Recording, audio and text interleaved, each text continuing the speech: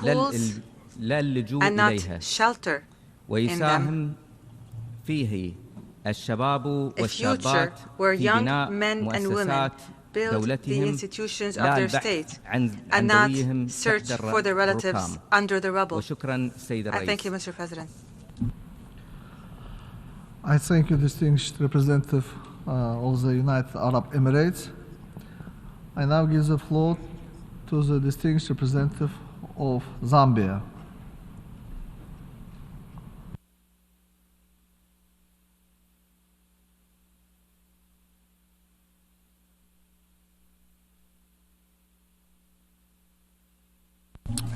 Mr. President, I thank you. I thank you for calling this emergency session of the General Assembly to discuss this very important subject matter. Zambia joins the rest of the international community in condemning the 7th October 2023 attack on Israel by Hamas, which now deteriorated into an ongoing conflict in the Gaza Strip. This dire situation has led to the grave loss of lives in both states, especially in Gaza, where thousands of innocent lives have been lost, including children. Zambia extends her heartfelt condolences and sympathies to all the families and communities affected by these events. Mr. President, Zambia respects the principle of protection of all civilians in situations of conflict. We therefore call for unhindered humanitarian support to all civilians affected by this conflict in order to ensure that the necessary aid flows in a timely manner to all needy areas in the Gaza Strip and in compliance with international humanitarian law. We also call for the immediate release of all hostages to ensure adherence and respect of international human rights law and in accordance with the principles of the United Nations Charter. Zambia therefore supports the efforts of the international community and African Union that have also called for the immediate cessation of hostilities. The government of the Republic of Zambia also recognizes that the acts of terrorism and killing of innocent civilians cannot continue to be committed in the pursuit of peace. Zambia joins the international community in condemning all acts of violence and continue to urge all parties to return to a space of dialogue. All efforts towards de-escalation of the war situation by all parties must be pursued. There is need to return to the negotiating table and implement the principle of the two-state solution, which this General Assembly agreed upon, where the two nations will live side by side in peace. Mr. President, if there was ever a time that the world has looked to the UN for a unified position in the pursuit of peace, the time is now. We therefore commend the UN Secretary General's effort in seeking peace in this conflict. It is hoped that in the spirit of searching peaceful avenues to resolve this conflict, the world will rally together, stand resolute against chaos, and seek a brighter and more harmonious path forward. In this regard, Zambia calls upon all member states to defend the true multilateralism and uphold the principles enshrined in the UN Charter. We should together support the United Nations system and its institutions and institutional leadership in discharging the mandate of the organization. Mr. President, in concluding, I'd like to restate that Zambia will continue to advocate for peaceful methods of conflict resolution.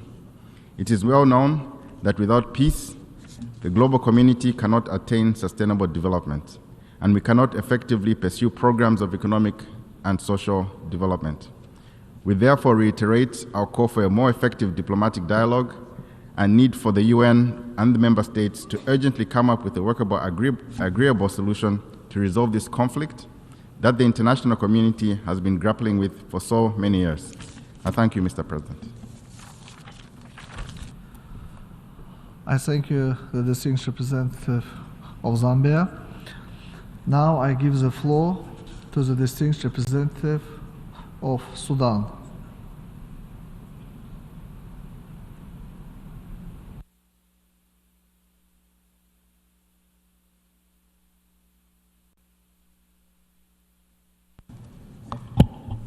بسم الله الرحمن الرحيم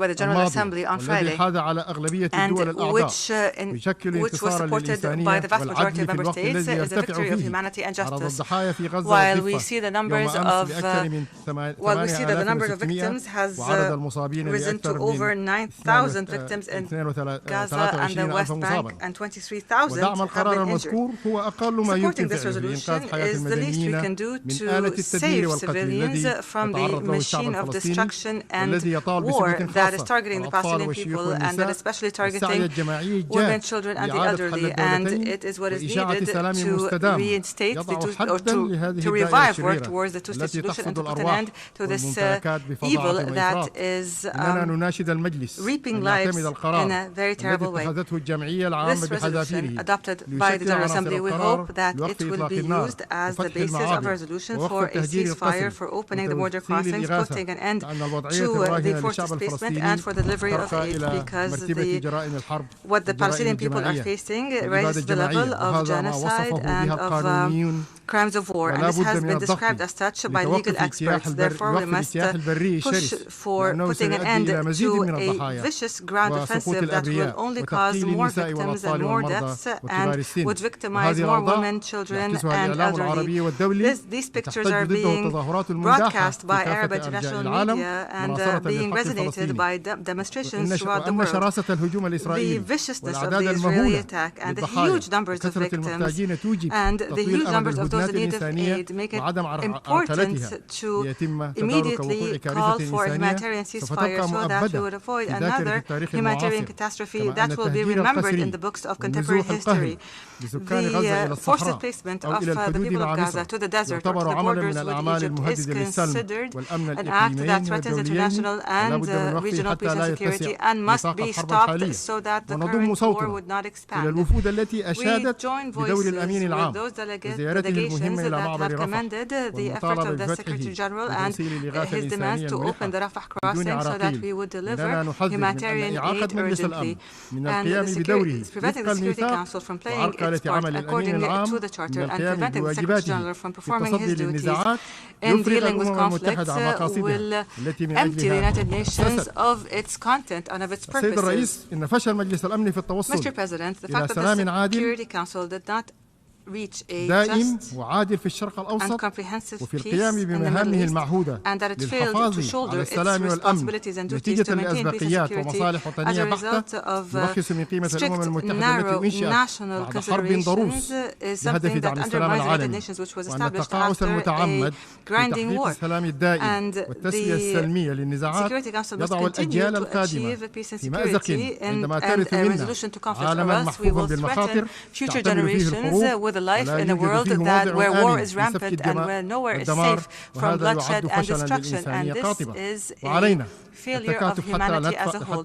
We must work together so that we do not push the United Nations to the fate of the League of Nations, which was killed by its inability to take its own decisions. Moreover, giving precedence to narrow national interests over the interests of global and world peace means that we need to make positive approaches to resolve problems and conflicts and to arrive at settlements and constructive concessions. And one of the most important features of multilateral diplomacy is to adopt a win-win approach by all parties. However, the current approach has been frozen in a lose-lose approach, a zero-sum approach that will only lead to more paralysis and which will only hinder the Security Council from performing its charter-mandated duties. If we were to make progress, then we must stick to consensus and to agreement so that we would serve the goal of peace. Therefore, we call upon the international community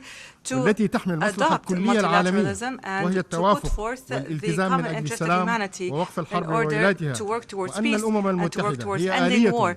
The United Nations is the mechanism to establish its values and its criteria so that we would work towards multilateralism and towards peace and security in the world. I thank you.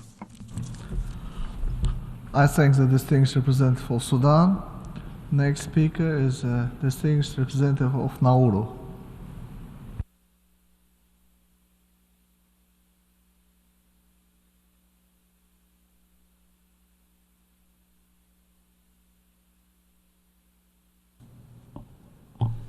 Mr. President, Nauru welcomes the convening of the 10th Emergency Special Session. However, we are disappointed that the UN Security Council was not able to perform its mandate to maintaining and ensuring international peace and security. Nevertheless, As members of the United Nations and upholders of the principles enshrined in the UN Charter and the rule of law, it is our duty to meet and discuss this very important issue. Mr. President, Nauru condemns the horrendous terror attacks on October 7th to the Israeli people by Hamas, a genocidal terror organization who are responsible for the loss of innocent lives and taking innocent civilians as hostages. We join the call for the immediate and unconditional release of all hostages. Moreover, we also call on member states to intensify efforts to suppress financing of terrorism. We support Israel's right to defend itself and its citizens in accordance with international law. We acknowledge the efforts by the UN Secretary General and some members in trying to resolve and de-escalate the situation. It is important more than ever that we all work together to redouble our diplomatic efforts so that the situation in the Middle East does not spill over across the region. We also encourage and welcome all efforts to facilitate humanitarian corridors and other initiatives for safe passage and delivery of humanitarian aid to civilians. It is critical that we provide essential goods and services, including water, food, medical supplies, and humanitarian aid. Mr. President, I take this moment to express our sincere condolences to the families for the loss of innocent lives in Israel and Gaza, and to those brave humanitarian staff of the UN Agency for Palestine Refugees who lost their lives in their line of duty. Nauru supports the two-state solution where the people of Israel and Palestine live side by side in peace, security, and dignity. I thank you.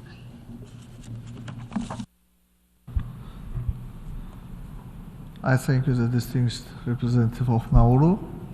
I now give the floor to the distinguished representative of Brunei Darussalam.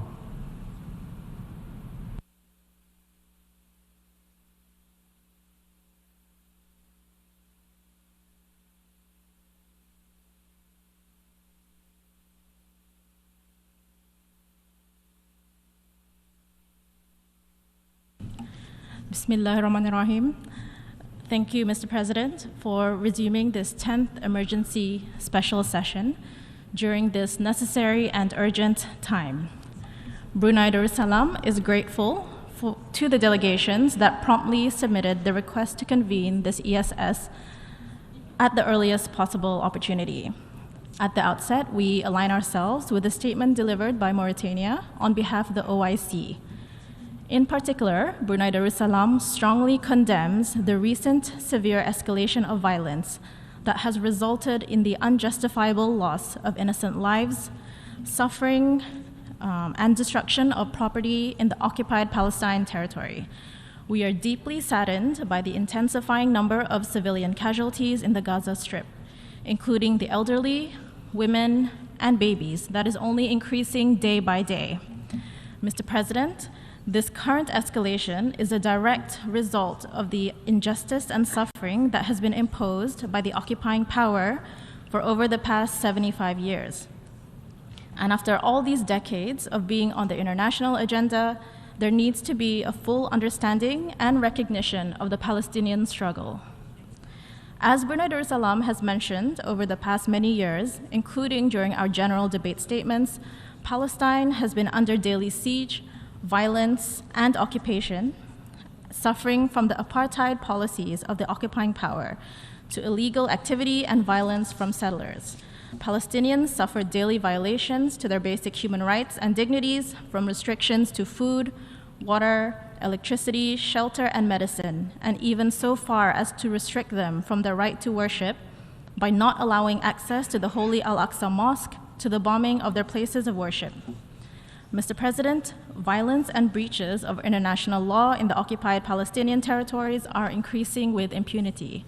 Urgent action is needed. We urge all parties to immediately cease all forms of violence and exercise utmost restraint. Brunei Darussalam will continue to fully support all efforts and mediation initiatives to de-escalate the situation immediately and to ensure the situation in Palestine remains the top priority in the international agenda, especially here at the UN. We call upon all parties to abide by their obligations in accordance with international law, including international humanitarian and human rights law and the UN Charter, including especially in ensuring the safety and security of all civilians, as well as civilian infrastructure in this conflict.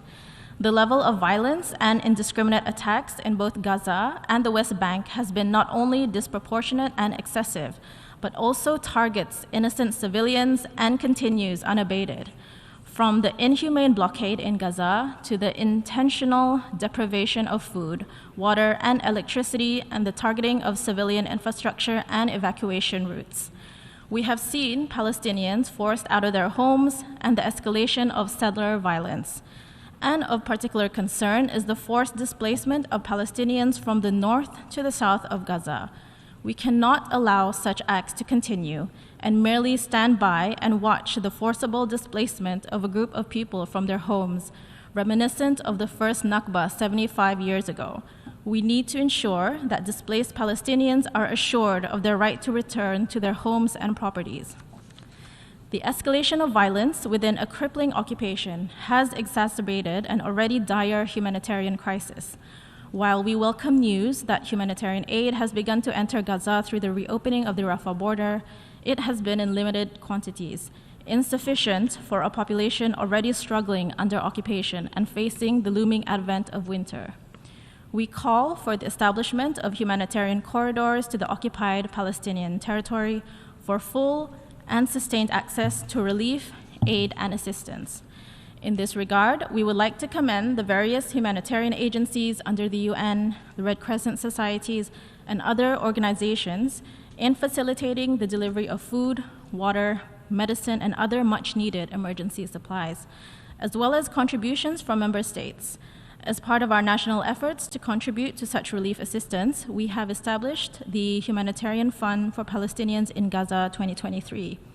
We hope these various international and different national efforts can safely and steadfastly continue with no impediments, so much needed aid can be provided and reach everyone in need. In particular, we would also like to acknowledge the work and sacrifice of UNRWA personnel, our deepest gratitude for their unwavering dedication to alleviating suffering in the most challenging circumstances, and our heartfelt condolences to the loved ones of those that have lost their lives in the pursuit of doing so. Mr. President, the work of the UN, from the Secretary General to humanitarian personnel, are absolutely indispensable in this time of conflict. Brunei Darussalam strongly supports their efforts, and we believe that those carrying out such work and activities should never be targeted. The escalation of conflict and violence in Palestine did not occur in a vacuum. To this end, we reaffirm our support also towards international efforts aimed at achieving a comprehensive, just, and lasting peace in the Middle East on the basis of international law and the relevant UN resolutions. In this regard, we fully supported the adoption of the resolution introduced by Jordan titled Protection of Civilians and Upholding Legal and Humanitarian Obligations, that we have co-sponsored and welcome its adoption with the support of an overwhelming majority of member states. This is a clear and resounding indication that the international community recognizes the catastrophic humanitarian situation in the Gaza Strip and that urgent and immediate action is needed to prevent further destabilization and escalation of violence in the region. Mr. President, the Security Council has a special and moral responsibility to faithfully fulfill its obligations to uphold international peace and security. And we, as members of this August Assembly, must ensure that we don't fail the people of Palestine yet, once again. Brunei Darussalam continues to stand in solidarity with the Palestinian people, and we remain resolute in our commitment to supporting Palestine in pursuit of its inalienable rights to self-determination. We reaffirm also our commitment to this two-state solution with an independent and sovereign state of Palestine based on pre-1967 borders with East Jerusalem as its capital. Thank you, Mr. President. I thank the distinguished representative of Brunei Darussalam. Next speaker is distinguished representative of Ukraine.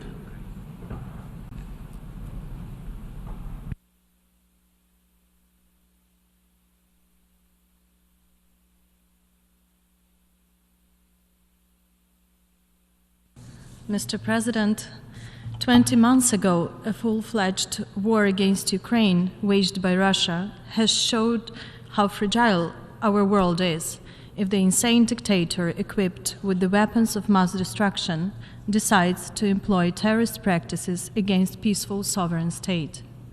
The fact that the Assembly had to resume 10th emergency special session is another warning sign that instead of resolving existing conflicts, we are dealing with their multiplication. The terrorist groups and terrorist regimes are the only beneficiaries of these menacing developments. Mr. President, we condemn the brutal and indiscriminate terrorist attacks of Hamas on Israel on October 7th that plunged the Middle East region into hostilities. The barbaric massacre by Hamas led to horrendous toll of casualties in the course of ongoing hostilities, including among the citizens of Ukraine as well as many other countries. I would like to reiterate once again that Ukrainians feel deeply the pain and devastation of war. Russia and Hamas are driven by the same motivation. As Hamas denies the right of Israel to exist, Russia denies the same right of Ukraine and continues its terror and war of aggression against Ukraine and Ukrainians as a nation. We are concerned that Hamas continues to terrorize the region by indiscriminate attacks against civilians, as well as uses them as a human shield. They are still keeping over 200 hostages in Gaza, including babies, children, women, and the elderly. It's also clear that all these actions only aggravate the situation in the region. There is a real threat that conflict could spread throughout the entire region. We must increase our common efforts to avoid further escalation. We are convinced that the strong condemnation of Hamas should be an essential part of the General Assembly response to the current situation. Ukraine has always advocated for calling a spade a spade. We regret that the proposed amendment to the draft resolution regarding the condemnation of Hamas terrorist attacks against Israel has not been approved. We also firmly support Israel's right to defend itself in line with international law and international humanitarian law. We demand immediate and unconditional release of all hostages. Today, it is critically important to avoid further increase in the number of civilian casualties, both in Israel and Palestine. Every life is a value. All civilians must be protected.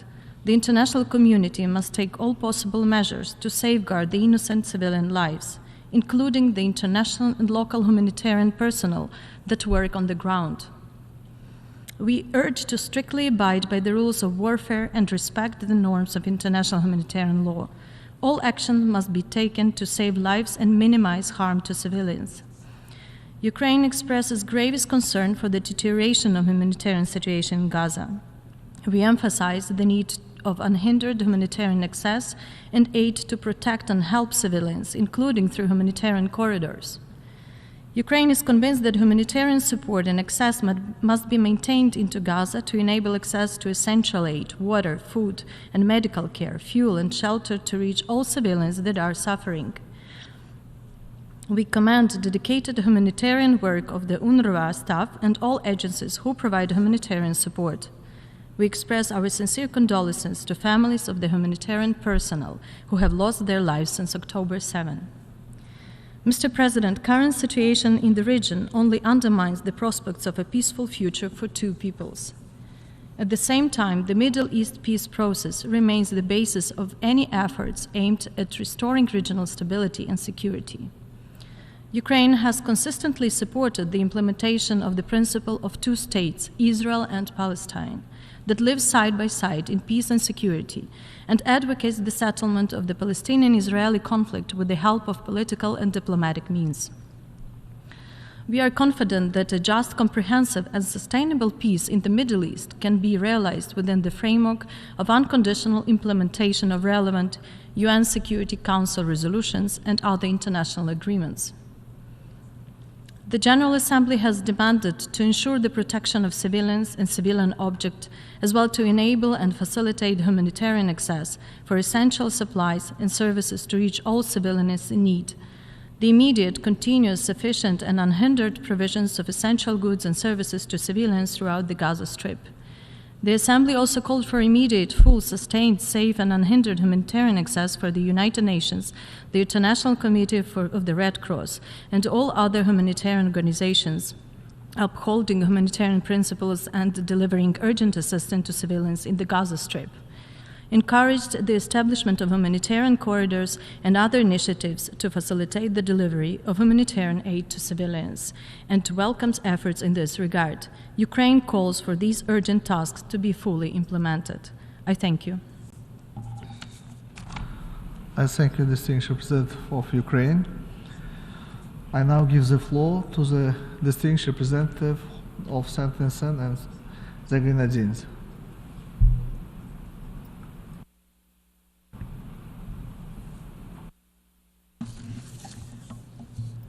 Mr. President, we thank you for convening this emergency special session of the General Assembly as the ongoing hostilities in the Middle East necessitate urgent attention. My delegation begins by recalling the UN Security Council Resolution 242, which enshrines the international community's commitment to seeking a two-state solution for Israel and Palestine to peacefully exist alongside each other within secure and recognized boundaries, free from threats or acts of force. This resolution, from which there must be no derogation, constitutes the cornerstone of diplomatic efforts in the Middle East. In this vein, Mr. President, we unequivocally condemn the abhorrent attacks carried out by Hamas and the Israeli Defense Force in Israel and Gaza, which run counter to our ambitions. The illegal colonization and occupation of Palestinian territory and the gradual erosion of its internationally established borders continue to be the root cause of violence. If this remains unaddressed and unresolved, hostilities will continue unabated, haunting us and future generations. We underscore that the right of Israel to exist in peace is not tantamount to an unfettered license for the illegal occupation and suppression of the rights of the Palestinian people, which are egregious affronts to international law. Mr. President, the Security Council's ability to effectively transform the situation on the ground is being questioned by the international community, which more and more is becoming understandably frustrated with the Council's paralysis. This inaction is the reason why we are gathered here today. The will of the Palestinian people and an overwhelming majority of the General Assembly have been thwarted by a minority of powerful states. We urge the Security Council to shoulder its responsibility and rise to the occasion. We appeal to the veto-wielding permanent members of the Security Council, more specifically the United States, France, and the United Kingdom, who have regularly supported Israel's policies to engage constructively to facilitate a cessation of hostilities, support the urgent and unhindered passage of humanitarian aid, and insist on the equal application of international law. We underscore that while Article 51 preserves the inherent right to self-defense, this mechanism cannot be allowed to be used as a justification for the indiscriminate killing of civilians or to shield violations of international law.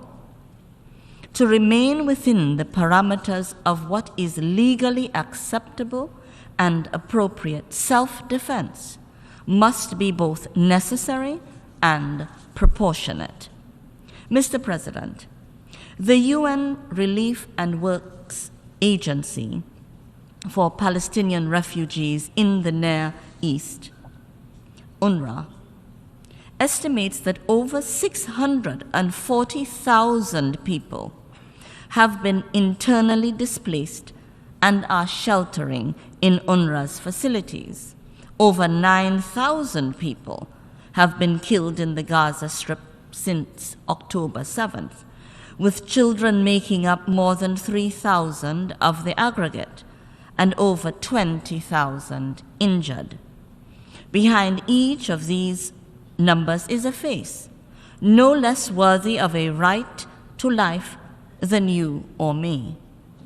These statistics unambiguously illustrate that the justification of self-defense has gone beyond what is proportionate and necessary, and therefore exceeded the realm of what is legally acceptable. In other words, how many human beings must die before the Security Council considers the act of exercising the veto more egregious than its moral and legal obligation of saving succeeding generations from the scourge of war? The ambitions enshrined in the United Nations Security Council Resolution 242 necessitate action to enable their realization. In this context, St. Vincent and the Grenadines co-sponsored the resolution that was tabled by the Arab group and adopted by the General Assembly last week. We believe that the draft resolution contains fundamental elements that demonstrate the international community's commitment to upholding international law, as well as to facilitating the action necessary to safeguard the rights of civilians. An immediate ceasefire is non-negotiable. The people of Palestine deserve to exist in peace in the same way that the people of Israel deserve that peace. St. Vincent and the Grenadines reaffirms its support for the Secretary General's leadership and sustained engagement on the Palestine question, and we express our appreciation to the UN agencies that are undertaking efforts to bring immediate relief to those most in need. We urge all stakeholders, particularly those with influence, to work constructively towards facilitating an immediate end to the hostilities that would enable the creation of an environment conducive to achieving a just and lasting peace in line with UN Security Council Resolution 242. Thank you, Mr. President, colleagues. Peace profound. I thank the distinguished representative of St. Vincent and the Grenadines. The next speaker is distinguished representative of Suriname.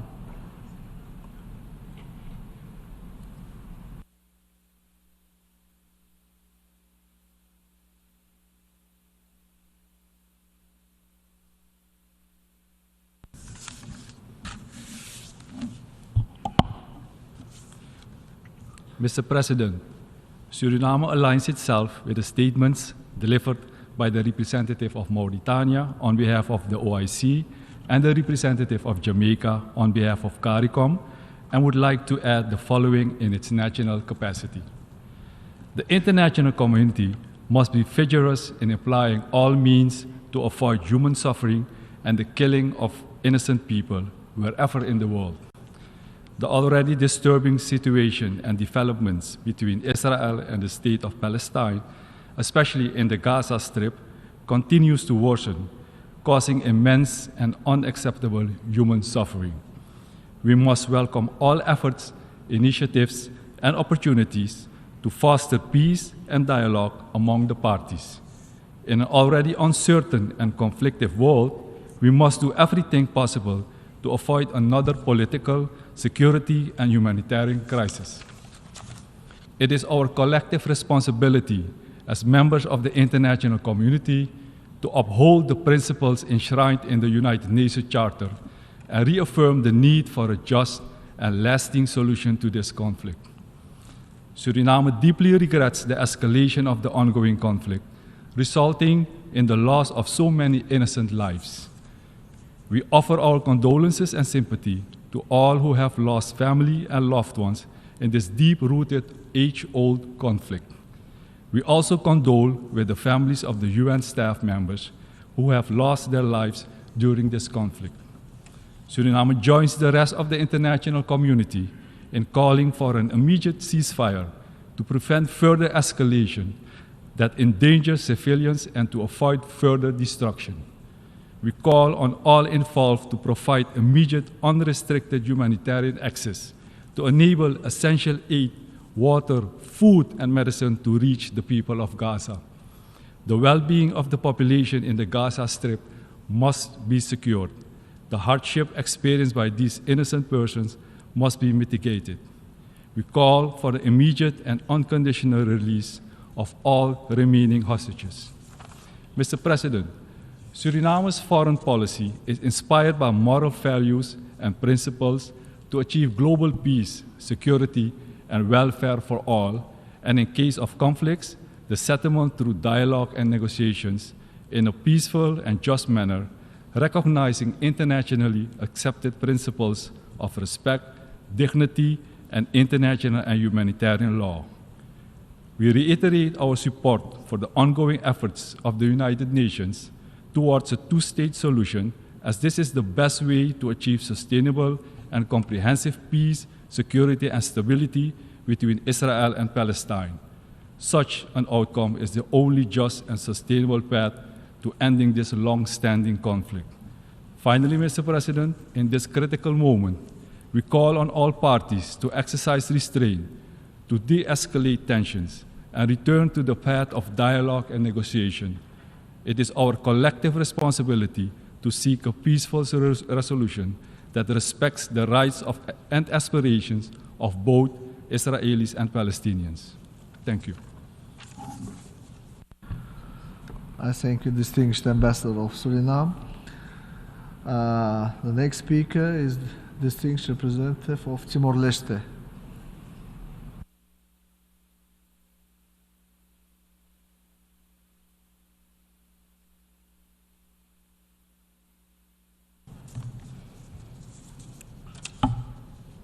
Mr. President, at the outset, Timor-Leste wishes to thank you for reconvening this emergency special session. We are pleased to join the Arab Group, OIC, and countries on the region in requesting for the reassumption of this session. Mr. President, we are witnessing the gravest escalation of violence in the Middle East in decades. Thousands of lives have been lost. There is mass displacement, with over 1.4 million displaced in Gaza from their homes since 7 October. Each day, more than 400 Palestinian children are killed or injured in Gaza. Nowhere is safe in Gaza, with the past days having recorded the most intense bombardment. The UN data on this conflict is horrifying. As of 25th October, there have been 6,547 killed in Gaza, of which 68% are women and children. 17,439 have been injured. Approximately 1,400 Israelis have been killed and 5,431 injured. Meanwhile, Rafah crossing has only allowed a very limited amount of aid, and data aid has been restricted. This data as of 25th October. Since 21st October, only 62 trucks bearing aid have gone into Gaza compared with the daily rate of 500 prior to 7th October. Fuel desperately needed for essential services such as hospitals, desalination plants, and water pumping stations remain abundant. This untenable situation is only getting worse. We commend the UN Secretary General and the United Nations for the ongoing humanitarian assistance provided to people in Gaza. Mr. President, remaining silent in such a situation is not an option. The Security Council has failed to meet its responsibility 4 times in the past 3 weeks. We are pleased that we took the collective responsibility to step up and speak to protect all civilians through this resolution adopted by this Assembly. Mr. President, we subscribed to the core humanitarian principles highlighted in the resolution, which are essential to reaffirm at this stage to protect civilians' lives from further suffering. We supported the key elements, namely, first, the call for an immediate humanitarian truce. The Secretary General and virtually all UN officials and NGOs have made such calls. Secondly, the condemnation of all violence against Palestinian and Israeli civilians, including all acts of terror and discriminated attacks. Thirdly, they emphasize that civilians must be protected and demands all parties to comply with their obligation under international law. Fourthly, the call for unhindered humanitarian access while encouraging the establishment of humanitarian corridors to facilitate the delivery of humanitarian aid to civilians fixes so desperately needed. Fifthly, the call for the protection of civilian and humanitarian facilities such as hospitals, schools, places of worship, and UN facilities. It also underlines the need to take appropriate steps to allow the safe movement of civilians. As we have before in other contexts, it is critical that the General Assembly protect the fundamental principles that underline our collective humanity. Having a GA resolution that calls on parties to respect their obligations and for aid to those in need is the very least we have done, and that is the reason why Timor-Leste co-sponsored the draft resolution and has voted in favor of it. Mr. President, while supporting the call for an immediate, durable, and sustained humanitarian truce ceasefire and call for immediate, full sustained, safe and unhindered humanitarian aid access, and other important elements of the resolutions adopted by the Assembly. We also voted in the favor of the amendment to the draft resolution presented by Canada. We are of the view that the attacks by Hamas on Israeli peoples on 7 October 2023 also deserve condemnation as it is against the international humanitarian law.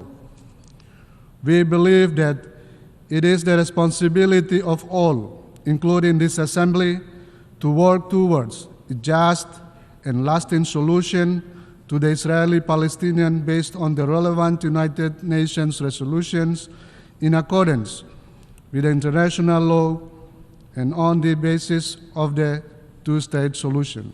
I thank you, Mr. President. I thank you, distinguished representative of Timor-Leste. Thank you, Ambassador. Next speaker, distinguished representative of Syrian Arab Republic.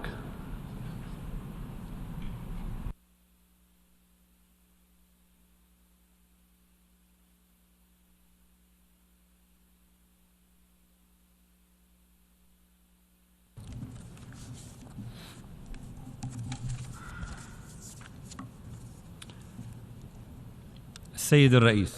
Mr. President. يأتي استئناف عقد هذه الدورة الاستثنائية الطارئة العاشرة للجمعية العامة لمناقشة الوضع الخطير في الأراضي الفلسطينية المحتلة في ظل حالة الشلل التي يواجهها مجلس الأمن جراء قيام الولايات المتحدة الأمريكية to the veto by the United States, which prevented it from shouldering its responsibility to maintain international peace and security. The United States insisted on giving Israel the green light to continue its brutal aggression on Gaza. The brutal Israeli practices against the Palestinian people have continued for decades and recently in the Gaza Strip. This is part of the Israeli occupation's systemic policy of ethnic cleansing of Palestinians and killing their dream in establishing an independent state with Jerusalem as a capital. The Israeli occupation bears full responsibility for the humanitarian suffering of the Palestinian people. The Israeli occupation continued its aggression, forced displacement policies, and they continue to arrest Palestinians and throw them in Israeli prisons.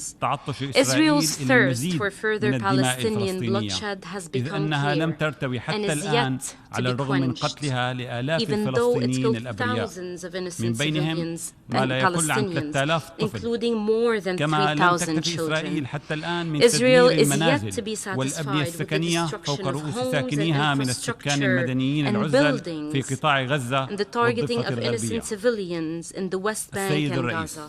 Mr. President, لقد وفرت بعض الدول الغربية وبشكل خاص الولايات المتحدة الأمريكية مظلة الحماية والإفلات من العقاب لإسرائيل عن انتهاكاتها المستمرة منذ عقود لمئات القرارات الأممية التي تطالبها بإنهاء احتلالها المستمر للأراضي الفلسطينية واحترام القانون الدولي والقانون الدولي الإنساني، الأمر الذي شجع إسرائيل على ارتكاب أبشع الجرائم وأعمال الإرهاب بحق الفلسطينيين، وليس آخرها استهداف المشفى الأهلي وكنيسة القديس بريفيريوس ومدارس الأونروا والقصف الإجرامي لمخيم جباليا والتي تمثل جرائم حرب موصوفة وجرائم ضد الإنسانية.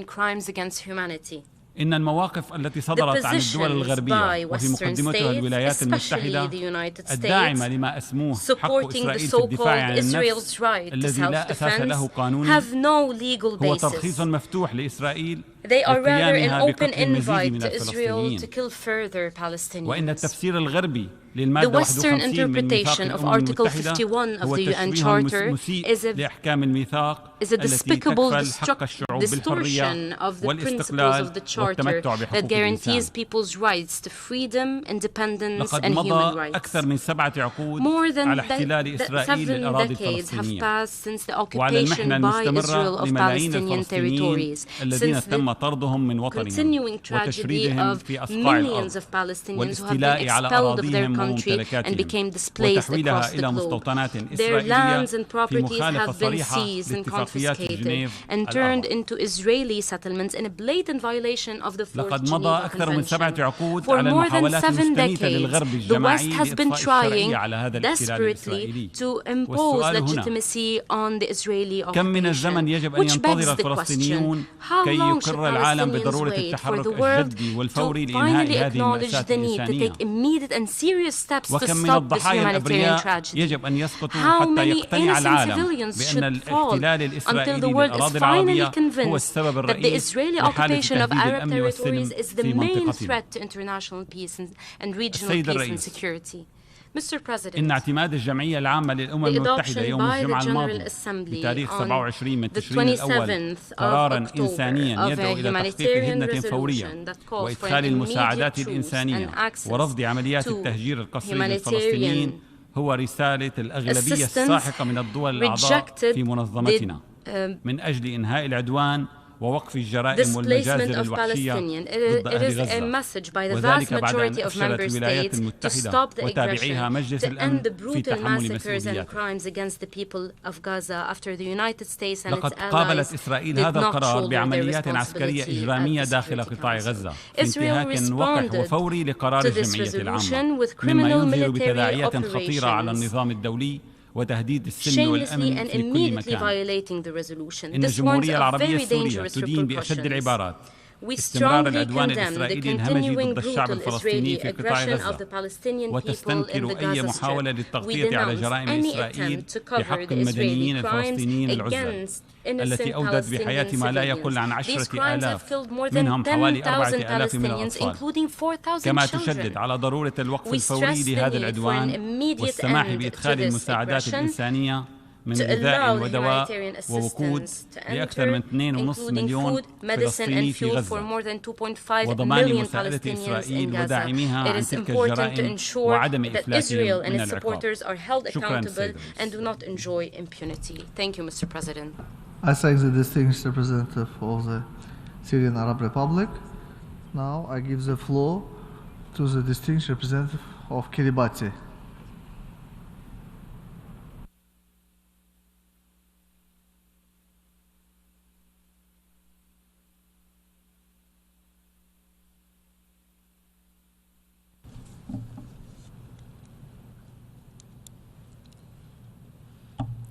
Mr. President, Excellencies, distinguished delegates, let me start by thanking the President and leadership of our United Nations family for bringing us together at this very sad and troubling time in the search for peace in the Middle East, where thousands of human lives are being destroyed, terrorized, threatened, or traumatized on a daily basis. In the heat and ripples of the ongoing fighting between the Israeli and Hamas forces since October 7, when Hamas fighters attacked Israel, they killed over 1,400 civilians and held hostage over 200 civilian Israelis, plus a number of nationals from other countries. The situation in the region is deeply alarming that it has significantly deteriorated. We fully appreciate Jordan's call for a pause on the fighting for the sake of innocent human lives. However, the framing of the circumstances that led to the armed conflict was not balanced, and that was our reasoning for supporting Canada's amendment to balance the narrative. Thank you, Mr. President, for reminding us to use this occasion not for fanning the flames and creating divisions, but to do all we can to put out the flames, foster reconciliation and peace between the two warring sides.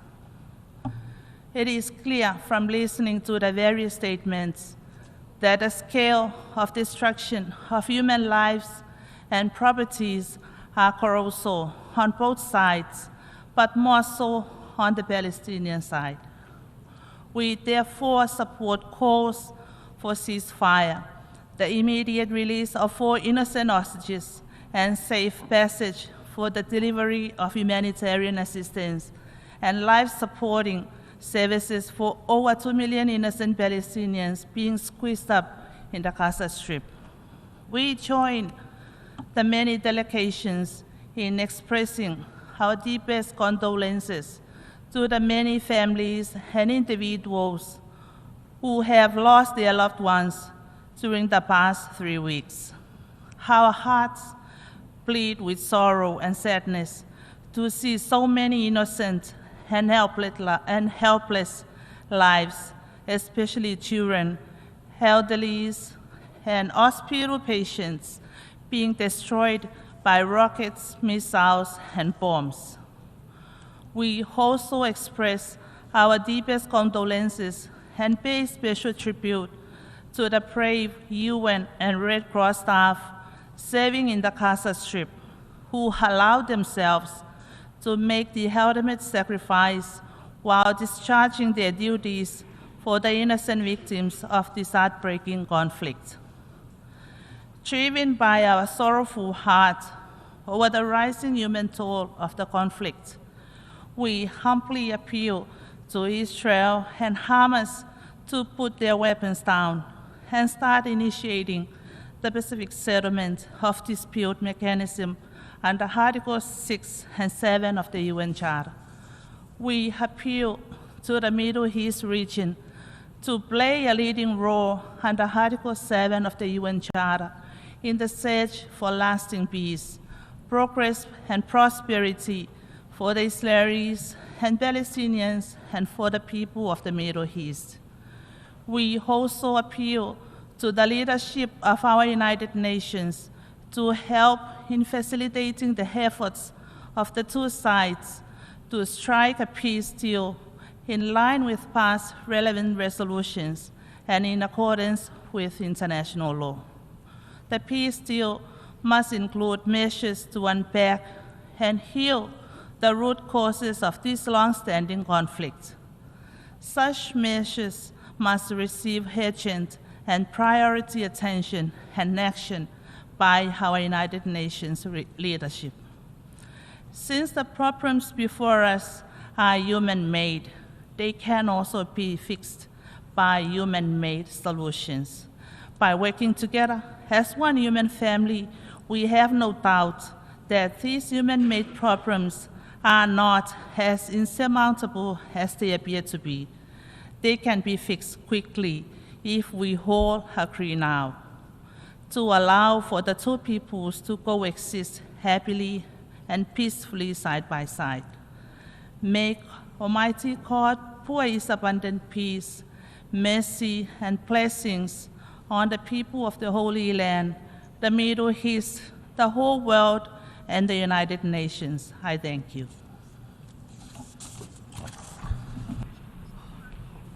I thank the distinguished representative of Kiribati. Maintenant, je donne la parole au distinguished représentant du Sénégal. Distinguished representative of Senegal.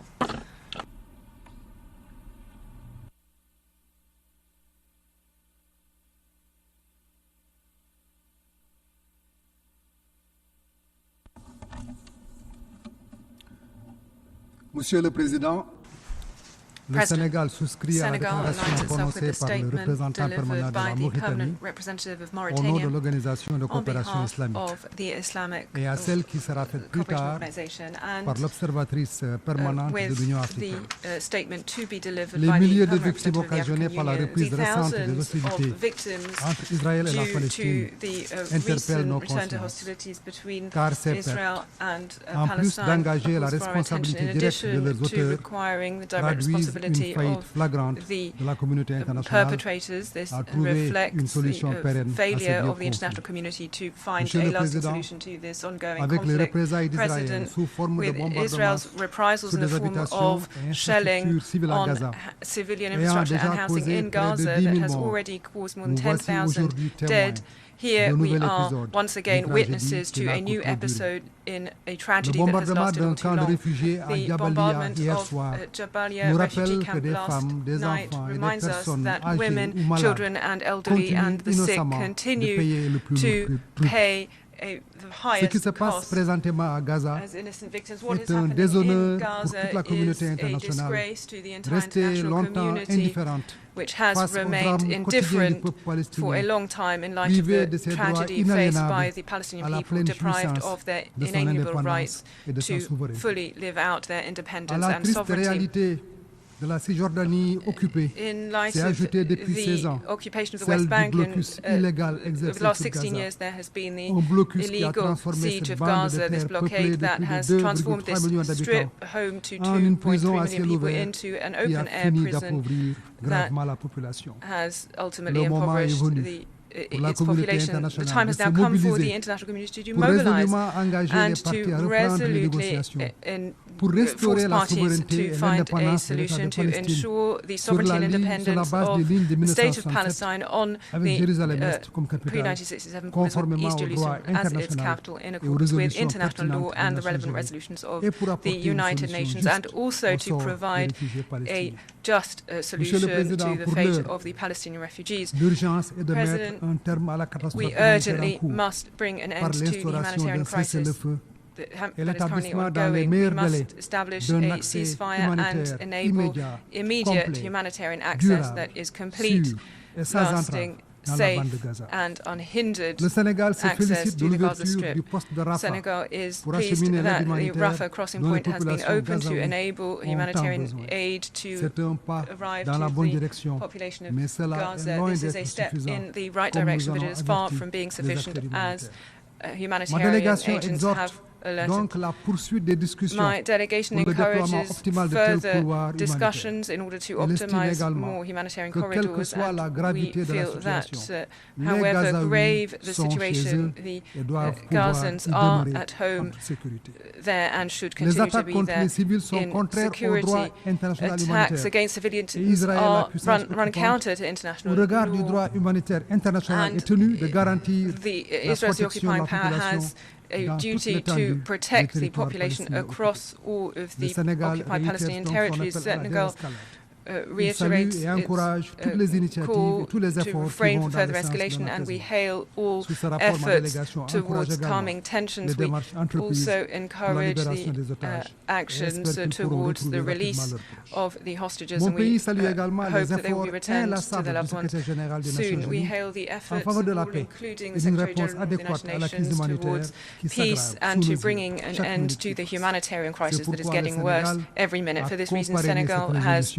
co-sponsored this resolution and is delighted that it has been adopted by a broad majority. This reminds us of the need to go beyond our differences when the situation requires it. In this regard, my delegation wishes to take this opportunity to pay tribute to all of the humanitarian organizations that are active on the ground, and we pay tribute to the memories of all of the humanitarian workers, including those of UNRWA, who have laid down their lives in the attempt to save others. We also join the call of Commissioner Ansari to mobilize more resources that are urgently needed in order also to provide sufficient and foreseeable funding through the regular budget. The Council's failure to act undermines the credibility of this organization. The Security Council cannot remain silent any longer. It must call for de-escalation and ensure safe and unhindered deployment of humanitarian aid, which is really a matter of existential survival, as the Gazans are deprived of food and fuel and water. Strict adherence to international and international humanitarian law is urgent. Schools, hospitals, places of worship, UN installations, as well as all humanitarian, medical and media staff must have their safety ensured. Senegal has the honor to preside over the Committee for the Exercise of the Inalienable Rights of the Palestinian people, and the only recourse for this conflict is international law and the resolutions of this organization, which is a two-state solution, both states within internationally recognized borders. Les Palestiniens également ont le droit de vivre dans un État indépendant d'un seul tenant, viable et souverain. Palestinians also have a right to a viable and contiguous state with East Jerusalem as their capital. This is the only and ultimate guarantee for them. It is this path that should guide our common action in order for both parties to this conflict, so they may turn away from hate and support peace that is a liberating force. We must return to negotiations and achieve a lasting peace, because war has never been a solution and it never will be. For all of these reasons that we have repeated on many occasions, Senegal once again calls for the implementation of these two resolutions on behalf of our universal and collective humanity that underpins them. I thank you. Je vous remercie, Excellence. I now give the floor to the distinguished representative of the United Republic of Tanzania.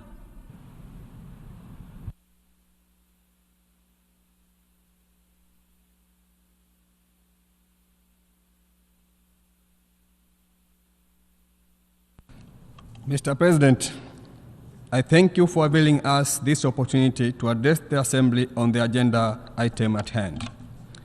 The United Republic of Tanzania wishes to register its concerns pertaining to the situation currently unfolding in the Middle East, particularly the conflict between Israel and Palestine. The conflict has once more exposed the fault lines of our esteemed organizations, the United Nations, whereby a body entrusted with the responsibility of maintaining international peace and security has thus far failed to stop a deeply rooted conflict, which is having a dire ramifications the civilians population in Gaza and Israel. The paralysis of the United Nations Security Council to act on this matter is not a new phenomenon. Addressing this August chamber in 1967, the United Republic of Tanzania warned, and I wish to reiterate that warning for record, that the effective survival of the United Nations as an instrument for world peace is seriously endangered by its inability to stop conflicts and aggression in the world and in the Middle East in particular. This inability, which is chronic when it comes to the question of Palestine, has necessitated this emergency session. Tanzania joined 120 member states in voting for a resolution which calls for immediate ceasefire to allow for humanitarian assistance to those that badly needs it. We participated in the vote while being fully aware that it would take more than the voices of this August chamber to achieve this objective. We know it is up to Israel or Palestine to put a stop to the deadly conflict, which has the potential of turning into our worst nightmare. Peace, which is ultimate desire of the United Nations, has and remains elusive. Instead of sowing peace in the region, we have witnessed the sowing of violence, hatred, and vengeance. If the old proverb, "you reap what you sow," is anything to go by, we should not be surprised to witness a continuance of the conflict and the violence between Israel and Palestine. We must opt for peace if we seek to achieve lasting peace in the region and the world. That said, Mr. President, Tanzania strongly denounces all forms of violence by whomsoever committed. We recognize that conflict and violence has never been viable tools for achieving peace. If anything, an eye for an eye will leave all concerned blind. We thus implore upon all concerned to exercise restraint to avoid further suffering.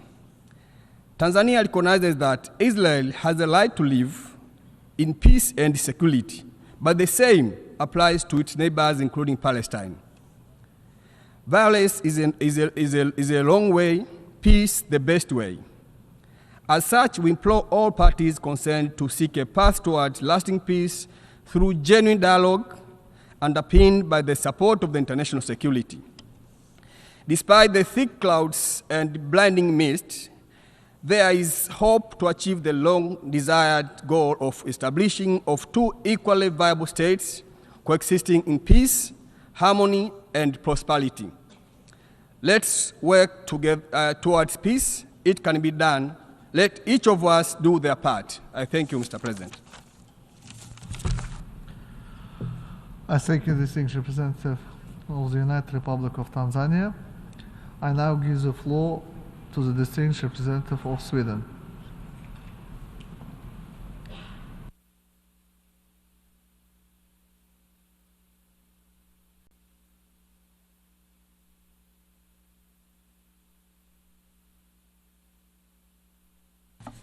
President, thank you. Sweden aligns itself with the statement of the European Union. I'd like to thank the President of the General Assembly for convening the resumed 10th emergency special session, as the situation is deeply alarming and risks implications for the whole region. Sweden takes note of the last week's attempts at the Security Council to have a resolution addressing the situation in Gaza and Israel. It is deeply regrettable that the Security Council failed to address the increasing alarming situation. We encourage the Council members to find a common position and fulfill the Council's mandate and responsibility. Sweden abstained on the resolution put forward last Friday.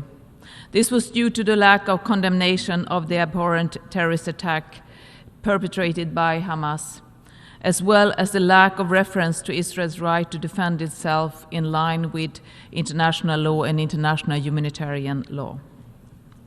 We reiterate the call of the European Union on Hamas to unconditionally release all hostages. The use of human shields is unacceptable.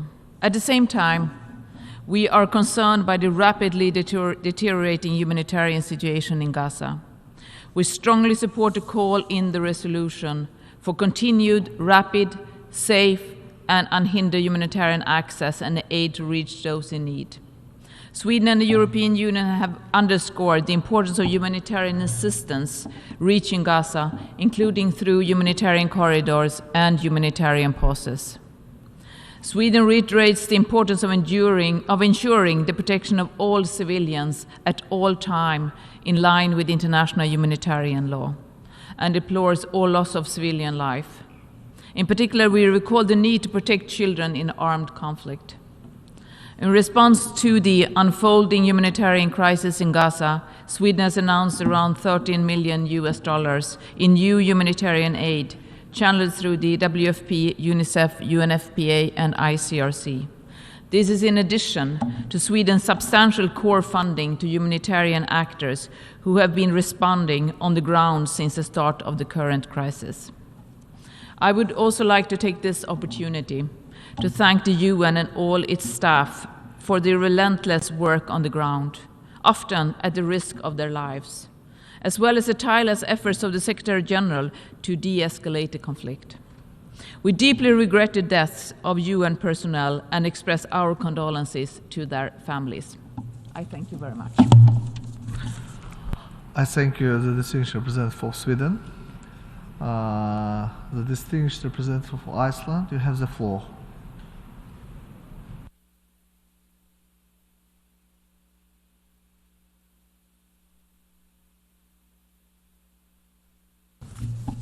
Mr. President, this emergency special session is convened as another humanitarian catastrophe is unfolding in Gaza. We regret the impasse in the Security Council and call on Council members to redouble their efforts to address the situation. Similarly, we are disappointed by the missed opportunity to build a broader consensus in this forum last Friday. This would have been possible had the draft included an explicit condemnation of the terrorist attack by Hamas on October 7th, and a clear call for immediate and unconditional release of the over 200 hostages, including almost 30 children, being held in captivity by Hamas. With this inclusion, Iceland fully supports the resolution's strong humanitarian call, including a call for an immediate, durable, and sustainable humanitarian truce, leading to a cessation of hostilities. Mr. President, we deplore the immense suffering of innocent civilians and the thousands, including thousands of women and children, that have been killed to date. We are alarmed by the impact of mass evacuations of civilians in Gaza. The grave situation, the unacceptable civilian death toll and suffering, calls for an immediate humanitarian pause and humanitarian corridors to facilitate the safe delivery of humanitarian aid throughout Gaza. Calls for safe and unimpeded humanitarian access, lifting of restrictions of necessities, including fuel, and the protection of civilians must be heeded. We are gravely concerned about reports of apparent serious violations of international humanitarian law, including the significant civilian death toll as a result of Israeli strikes that hit the Jabalia refugee camp. We call for an investigation of all possible violations of international humanitarian law and underline the responsibility of all those involved to strictly abide by the rules of war. Civilians and civilian objects, medical personnel, and humanitarian workers and assets must be protected and never targeted. Iceland greatly appreciates the UN Secretary General's tireless efforts to ensure the urgent delivery of life-saving humanitarian assistance to the civilian population of Gaza. We echo his calls for humanitarian aid to the civilian population of Gaza, so desperately in need of food, water, shelter, and medical care. Fuel and electricity are urgently needed. More aid is needed in Gaza, and it is needed now. We commend all humanitarian personnel working night and day to facilitate the urgent delivery of humanitarian assistance. We deplore that in the past month, more than 70 UNRWA staff members in Gaza have been killed because of this conflict.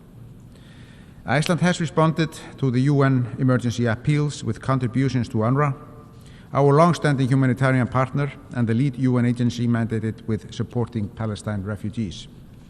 Today, we are doubling our contributions to the emergency appeal, bringing the total to 140 million Icelandic krona, and we urge all the donors to step up their support to UNRWA's critical frontline delivery of aid to the people of Gaza.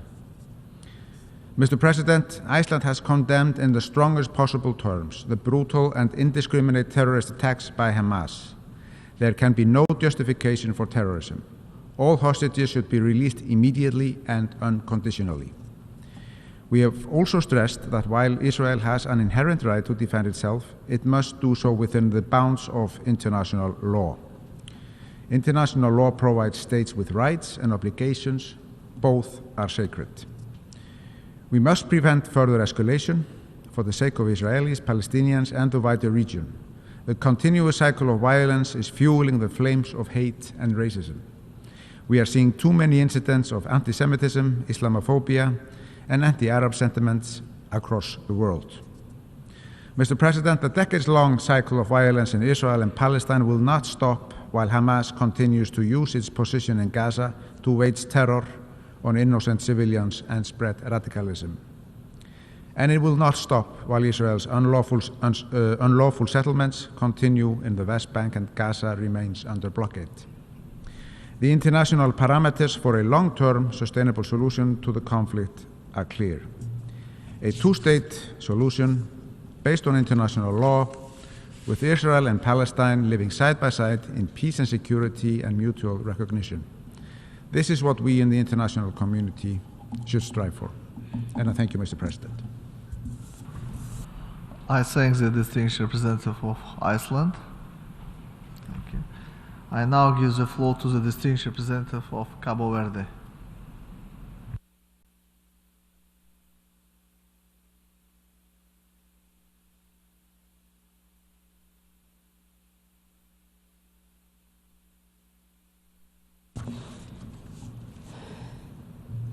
Mr. President, thank you for giving us the floor.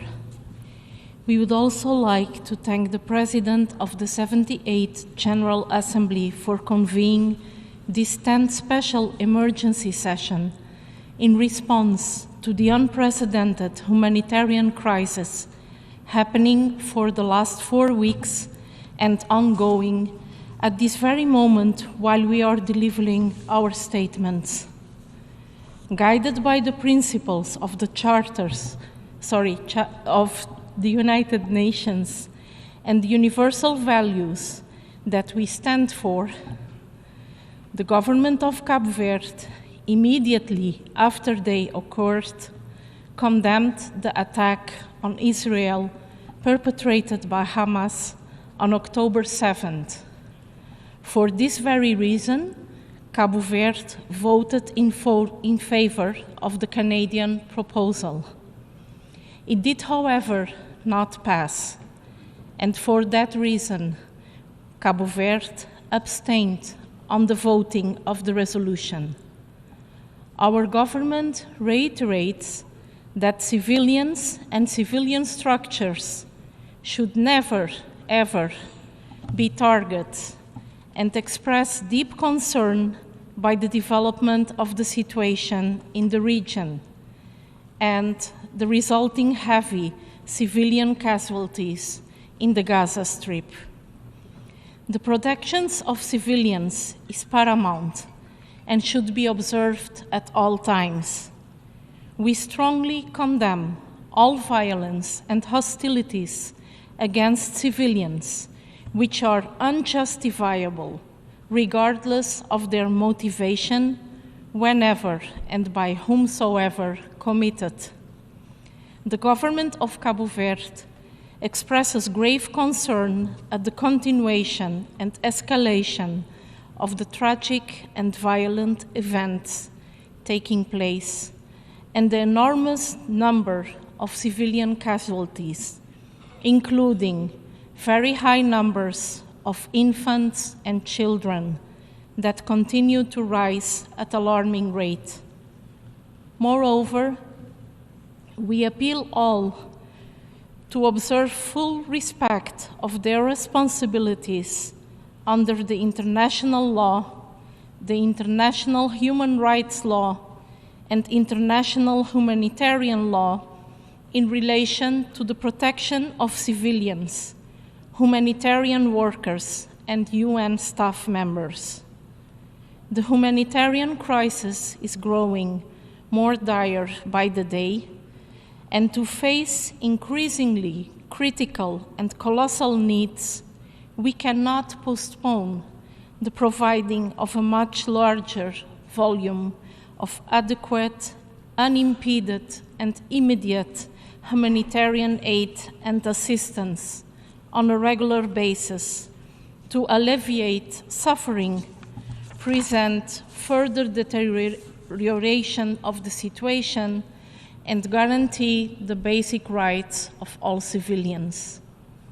We appeal for the urgent delivery and full access to essential supplies and services to all in need, in particular, access to communication, electricity, potable water, fuel, food, medical supplies to help all infants, children, elderly, injured, women, men, civilians, and humanitarian workers in need, and so restore some of their dignity and humanity.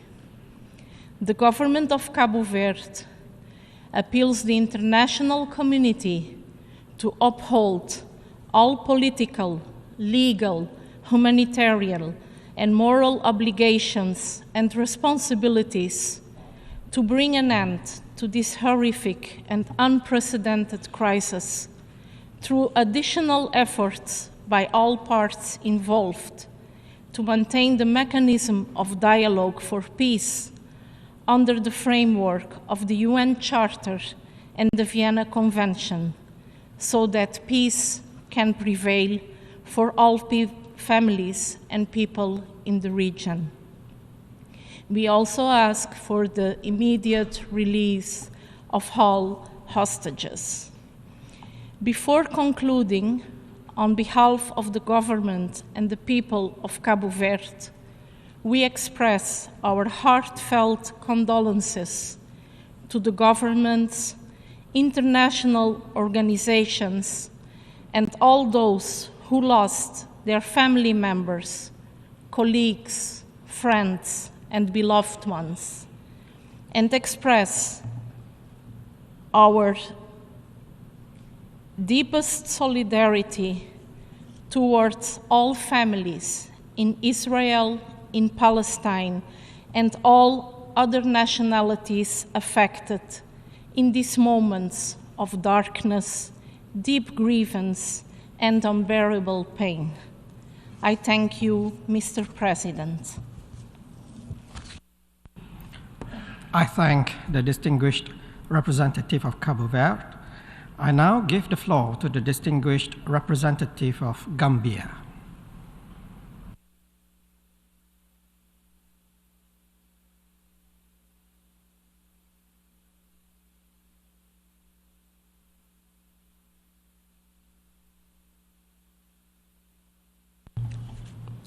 Mr. President, at the outset, let me state that we stand in full solidarity with the Secretary General for his moral clarity on the Israel-Palestinian conflict and for bringing us the unvarnished truth regarding the ongoing carnage in this brutal conflict. We pay tribute to the fallen UN personnel in Gaza for paying the ultimate price while serving humanity, as we strongly condemned the killing of UN personnel and the targeting of its facilities. This Assembly has a solemn duty to ensure the protection of UN personnel at all times.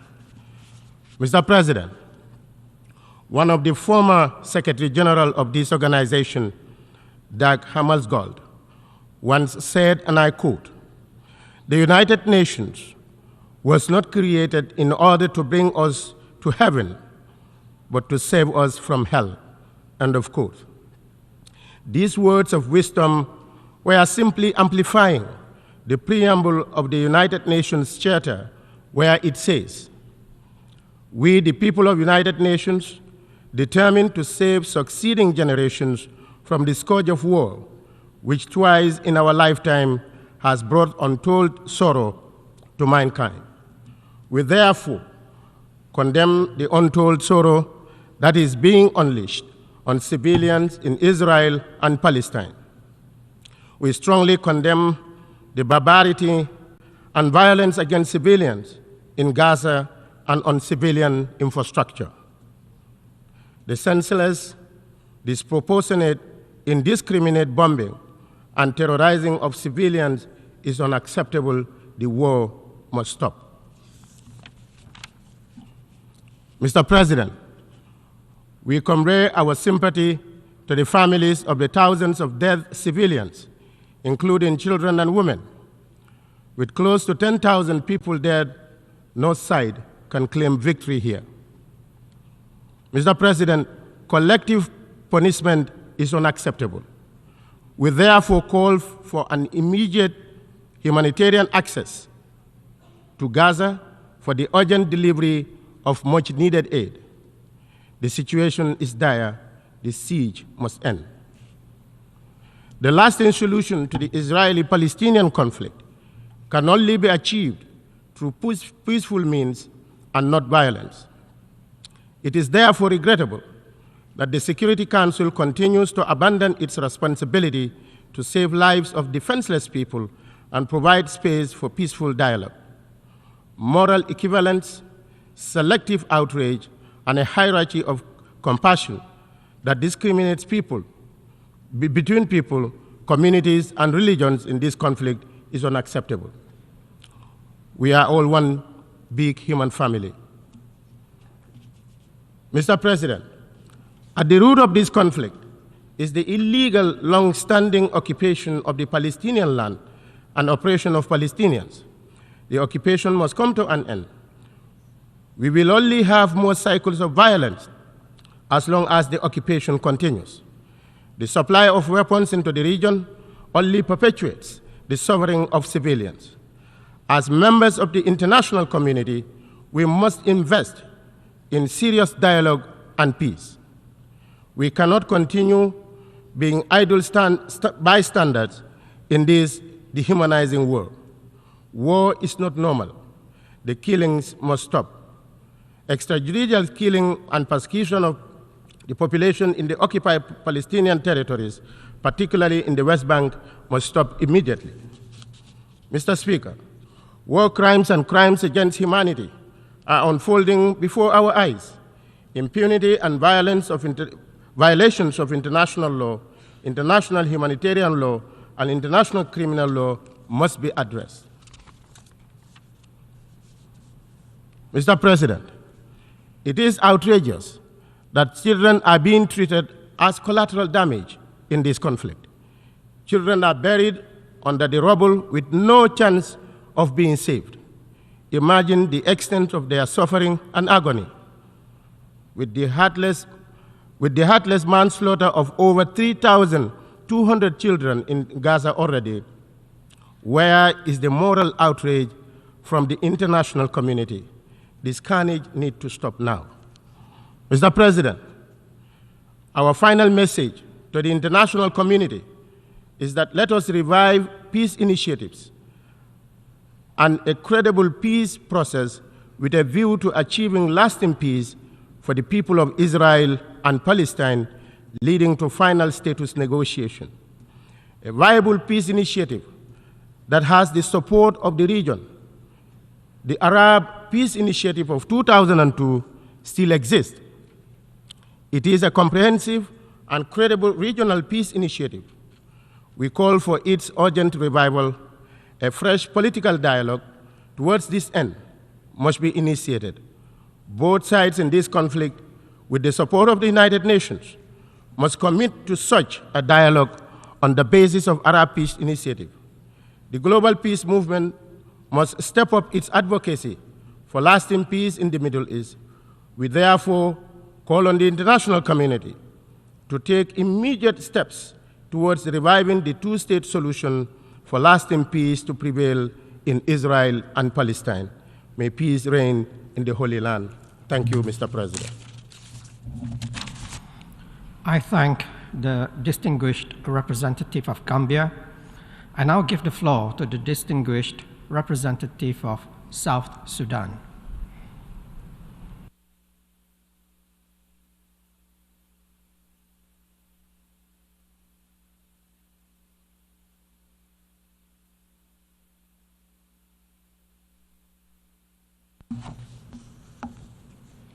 Mr. President, Your Excellencies, dear colleagues, the government of South Sudan extends its heartfelt condolences for the tragic loss of innocent lives of children and women from both sides of the conflict. Israel and Palestine, we know too well the truth of conflicts, and we know that loss during the time of crisis is never easy, and we share in your griefs.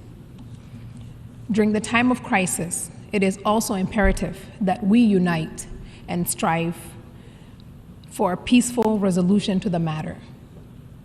The government of South Sudan firmly believes that peace is the only path forward, and we call upon the involved parties to earnestly work towards resolving the conflict through peaceful means.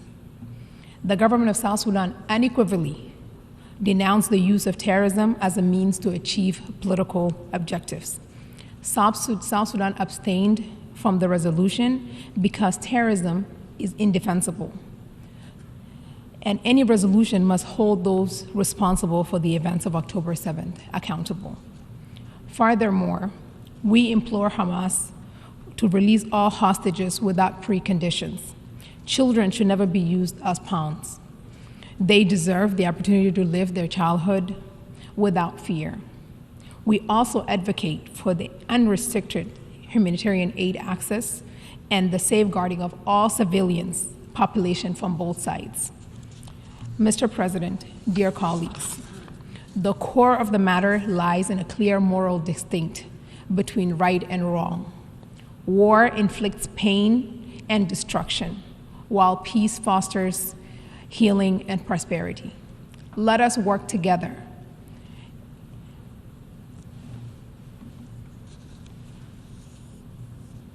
Let us work together in pursuit of peaceful resolution that benefits all parties involved.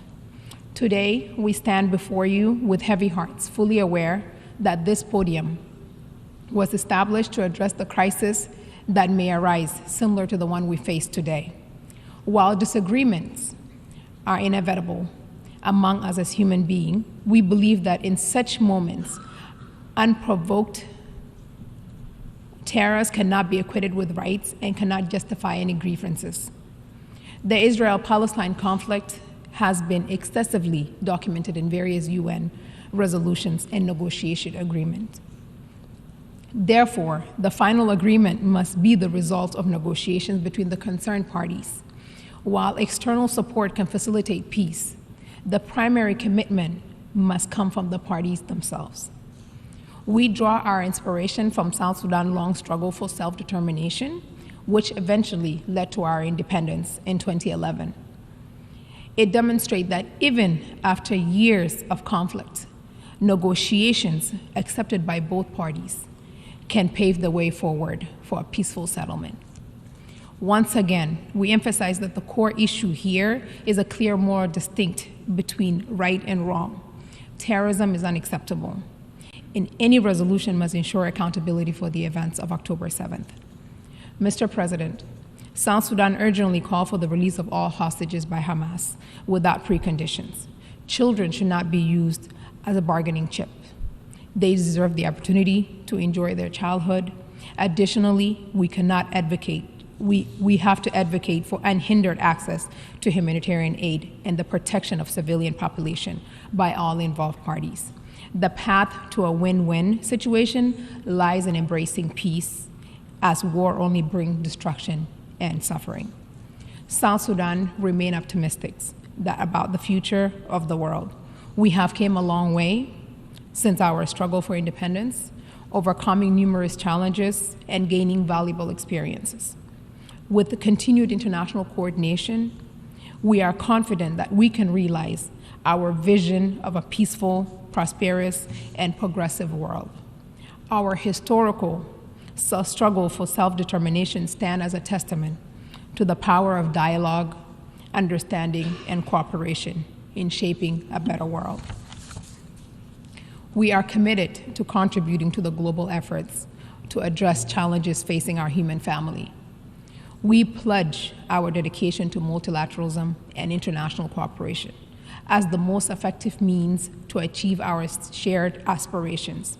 We are eager to actively engage in this assembly and other forums to exchange insights, experience, and the best practices with fellow members, states.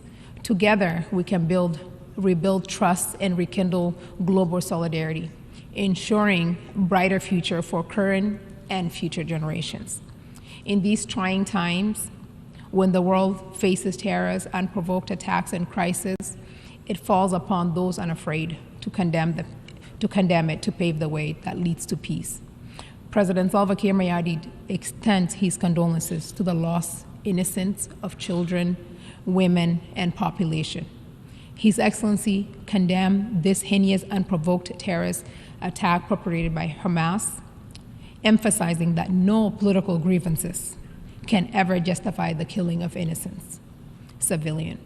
Mr. President, this message conveys South Sudan's solidarity with the innocents in the face of conflict. It resolutes condemnation of violence targeting civil society and people. South Sudan stands firmly with the international community in denouncing all forms of terrorism and violence against civilians. South Sudan stands for peace, and South Sudan is calling for peace. I thank you. I thank the distinguished representative of South Sudan. I now give the floor to the distinguished representative of Cyprus.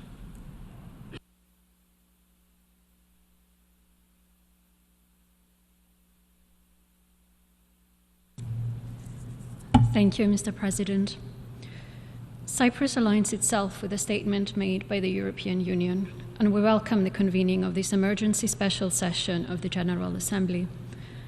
While we have been debating in this forum over the past few days, a major crisis has been unfolding in the Middle East. We mourn the loss of life and suffering of so many innocent civilians, including UN personnel who perished in the line of duty. This situation did not evolve in a vacuum. The terrorist attack perpetrated by Hamas on 7th October, which we unequivocally condemn, cannot be justified by any means. Faced with this heinous act, Israel has the right to self-defense in line with international law, including international humanitarian law. We echo the calls for the immediate and unconditional release of all hostages, while at the same time underscoring that Hamas does not represent the Palestinians. Cyprus reiterates the importance of ensuring the protection of all civilians at all times, in line with international humanitarian law, and deplores all loss of civilian life. It is imperative that the dire humanitarian situation in Gaza be addressed by allowing for the constant, unhindered, and safe delivery of humanitarian assistance to the Gaza Strip. Cyprus supports UN and regional efforts to ensure the sustained flow of humanitarian aid to those in need, increasing humanitarian assistance for Palestinians while ensuring that such assistance is not abused by terrorist organizations is a priority for Cyprus and the EU as a whole. As this grave situation is rapidly evolving, the urgent need for de-escalation cannot be emphasized enough. A spillover to neighboring countries would be disastrous and right now does not appear unlikely. This is a crisis with potential catastrophic consequences, not least because the conflict also poses a serious national security threat, particularly for countries of the region, that should not be underestimated, including due to potential increase of refugee flows. The UN Charter remains the cornerstone of international law and the pursuit of international peace and security. Respect for the UN Charter and international law should be a guiding principle for all parties, in particular with this concerns the protection of civilians, civilian infrastructure and medical facilities, including UN premises and their personnel.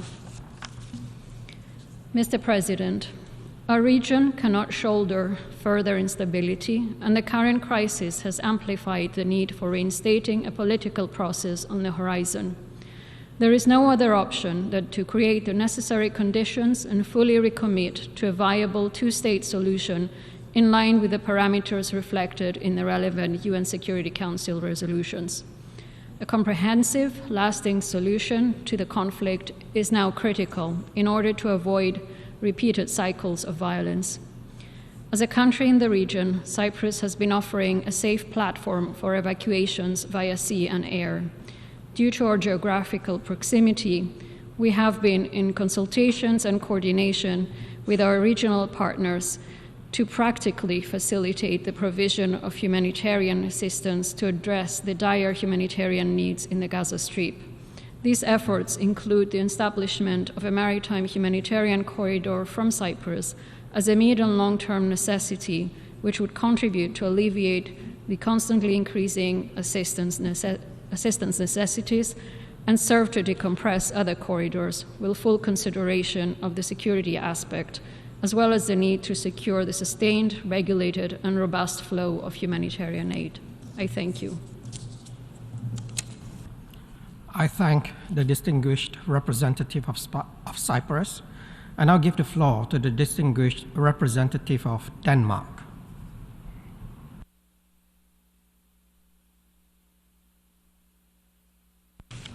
Thank you, Mr. President. Denmark aligns itself with the statement of the European Union. Since October 7th, the world has witnessed a horrifying escalation of the situation in the Middle East.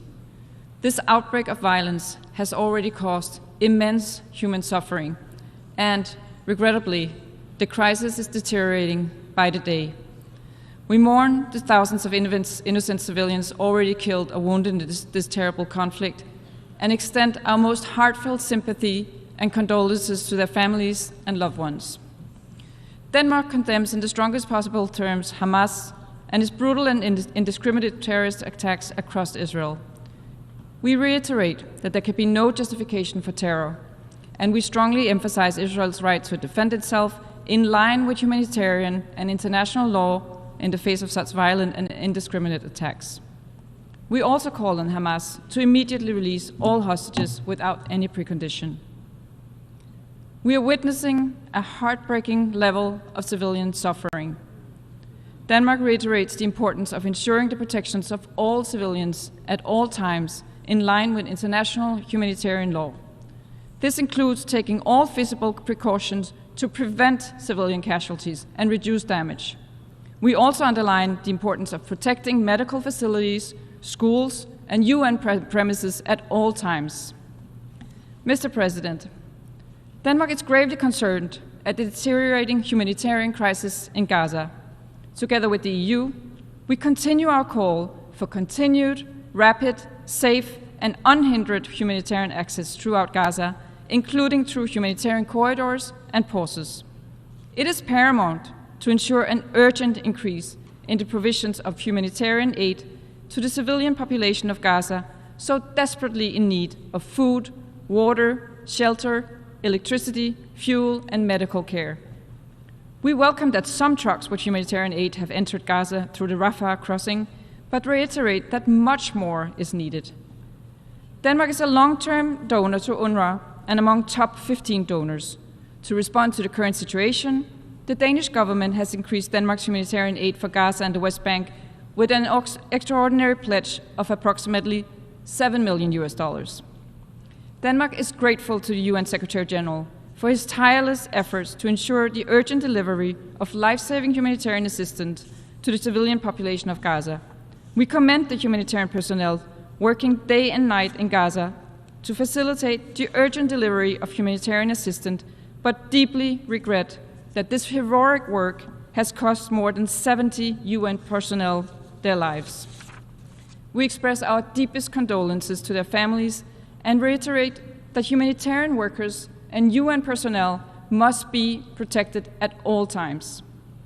Mr. President, as member states to the United Nations, we all have an obligation to work constructively to find solutions to this immense crisis. In particular, we have entrusted the Security Council with the primary responsibility to maintain international peace and security. Rarely should the weight of this responsibility be felt heavier than today. For this reason, we urge the Security Council, and particularly its permanent members, to redouble their efforts towards finding a common position that can address the current escalation of violence. In this regard, we commend the constructive role played by the elected members of the Security Council. While we are deeply concerned about the situation in Gaza, it is also crucial to prevent regional escalation, and we call on all regional actors to refrain from any action that can further aggravate the situation. We also note with great concern the significant increase in violence against Palestinians in the West Bank. We stress that the importance of engaging broadly with the Israeli authorities and the Palestinian Authority, as well as regional and international partners, to prevent further escalation. In this tragic situation, we are reminded once again of the need for a lasting and sustainable peace based on the two-state solution. For this reason, we remain committed to reinvigorating the efforts in the Middle East peace process. In the midst of the present crisis, we must never lose sight of this viable path to a durable peace. I thank you. I thank the distinguished representative of Denmark. I now give the floor to the distinguished representative of Marshall Islands.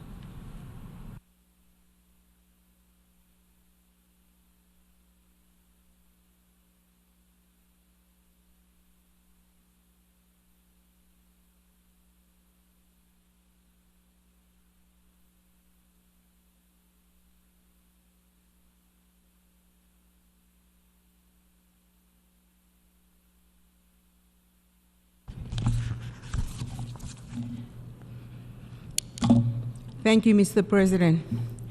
The Republic of the Marshall Islands stands in deep concern of the escalating security and humanitarian crisis in Gaza.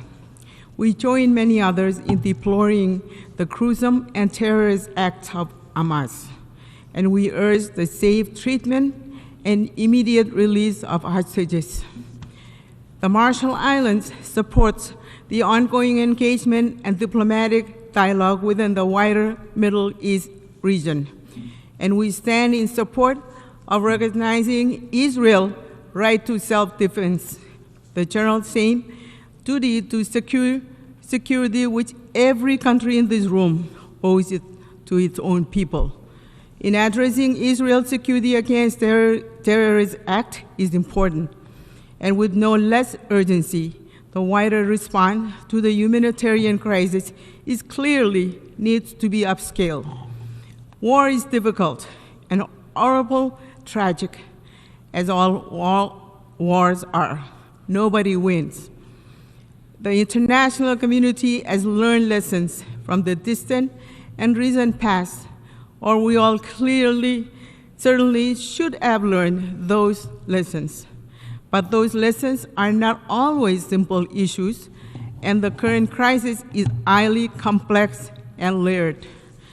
The Marshall Islands supports international effort to urgently address the growing and difficult humanitarian crisis in Gaza, and to ensure supplies are safely monitored and delivered to vulnerable civilian populations. The people of Gaza are not the same as Hamas, and addressing militant terrorists who are embedded in civilian infrastructure is complex. Hamas has not been elected since 2006.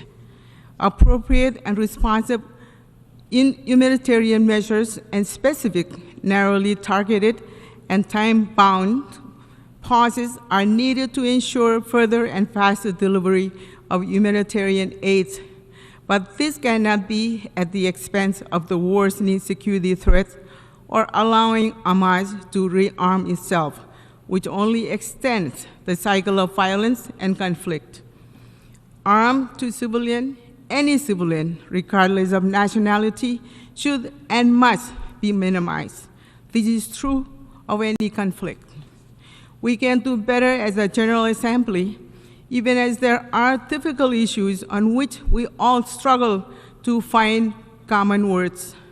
The Marshall Islands stands with the majority of voting members who voted to condemn Hamas by voting for the Canadian amendment or did not move to block it, even if that did not meet the procedural two-thirds threshold. Yes, this war has a typical context and a clear history before it. But if the General Assembly cannot even state or directly acknowledge what happened, then we are all doing something wrong. If we cannot call for the release of hostages, then we are doing something wrong. And if we cannot address the humanitarian and security dimension, then we are still doing something wrong. Hamas' barbaric attack on Israel happened, and those were indiscriminate and specifically targeted at civilians, limbs and heads ripped from bodies. That can be a call for revenge, but instead, this should serve to underscore the gravity of the threat posed by Hamas. And we are equally clear-eyed and concerned about the devastating humanitarian crisis within Gaza and the wider regional impact of this war. And as I speak, this remains an active hostage situation involving people from 40 nations. It is important that accountability is upheld and that there remains wider multilateral engagement, even or especially when there is disagreement. Objectivity cannot be cast aside, and playing field is level, not predetermined, and addresses all evidence, facts, and actors. For the Marshall Islands, we are now understanding the implication of multi-theater conflict and tension around the world. Throughout each, we can start to understand the common thread of security, of humanity, and dignity. It is imperative that this august body finds better means of working across divides and building common action. That task will be hard, but it is not impossible to capture the common concern with the diversity of views. As the UN General Assembly, we must keep working together to find an appropriate way to specifically express what has happened and the need from all population for their security, safety, essential rights, and well-being. Thank you, Mr. President. I thank the distinguished representative of Marshall Islands. I now give the floor to the distinguished representative of Andorra.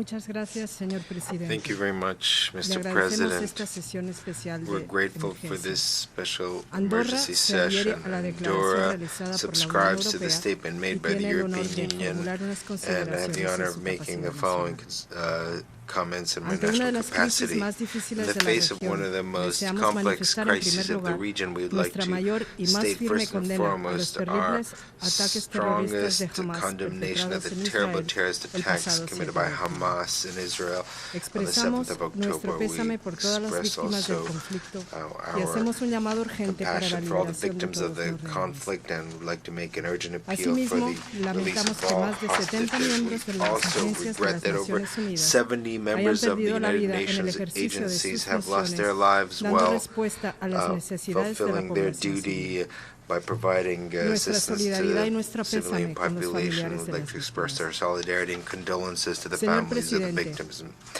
Mr. President, Honduras urges the upholding of international law for the protection of the civilian population and attaches the greatest possible importance to the humanitarian action, which is urgent in this case. Establishing a humanitarian truce, as reflected in the resolution, will offer opportunities to provide resources and to care for people living in Gaza. And the high number of IDPs. We are grateful for the efforts to achieve this, and we are encouraged that there has been Monsieur le Président, ce conflit compte déjà avec un nombre effroyable de victimes, dont la plupart sont des femmes et des enfants, ce qui nous préoccupe profondément. À cela s'ajoute le fait que cette situation de conflit altère sévèrement l'accès aux services de base que nous défendons depuis notre organisation. En outre, le droit à la santé et le droit à l'éducation ne peuvent plus s'exercer. Le coût sera très élevé dans le futur. Les effets sont dévastateurs, traumatisants pour les familles et les communautés. Il ne fait aucun doute que la seule alternative est la création d'un espace d'espoir pour trouver la paix. Les enfants, partout et dans toutes les parties de ce conflit, vivent dans le présent, mais ils se projettent dans le futur et ils doivent l'apprendre précisément dans la paix. Monsieur le Président, nous reconnaissons les actions et les initiatives des Nations Unies, du secrétaire général et des agences en cette période critique. L'Andorre appelle à un cessez-le-feu immédiat et au déploiement de tous les efforts diplomatiques pour protéger la population civile dans toutes les zones touchées par le conflit et pour faciliter l'accès à l'aide humanitaire conformément au droit international. Je vous remercie. I thank the distinguished representative of Andorra. I now give the floor to the distinguished representative of Palau.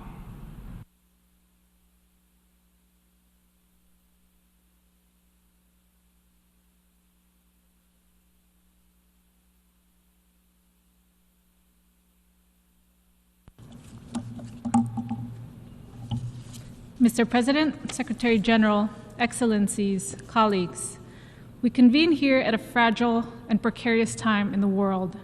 Since the October 7th attack on Israel by Hamas, an attack that triggered a traumatic and heavy response from Israel, we're now seeing devastating, heartbreaking events tragically unfold in the Gaza Strip. Palau unequivocally condemns the terrorist attacks on Israel and expresses our deepest condolences to Israel and the families of those who lost their lives or were injured, and call for the immediate release of hostages.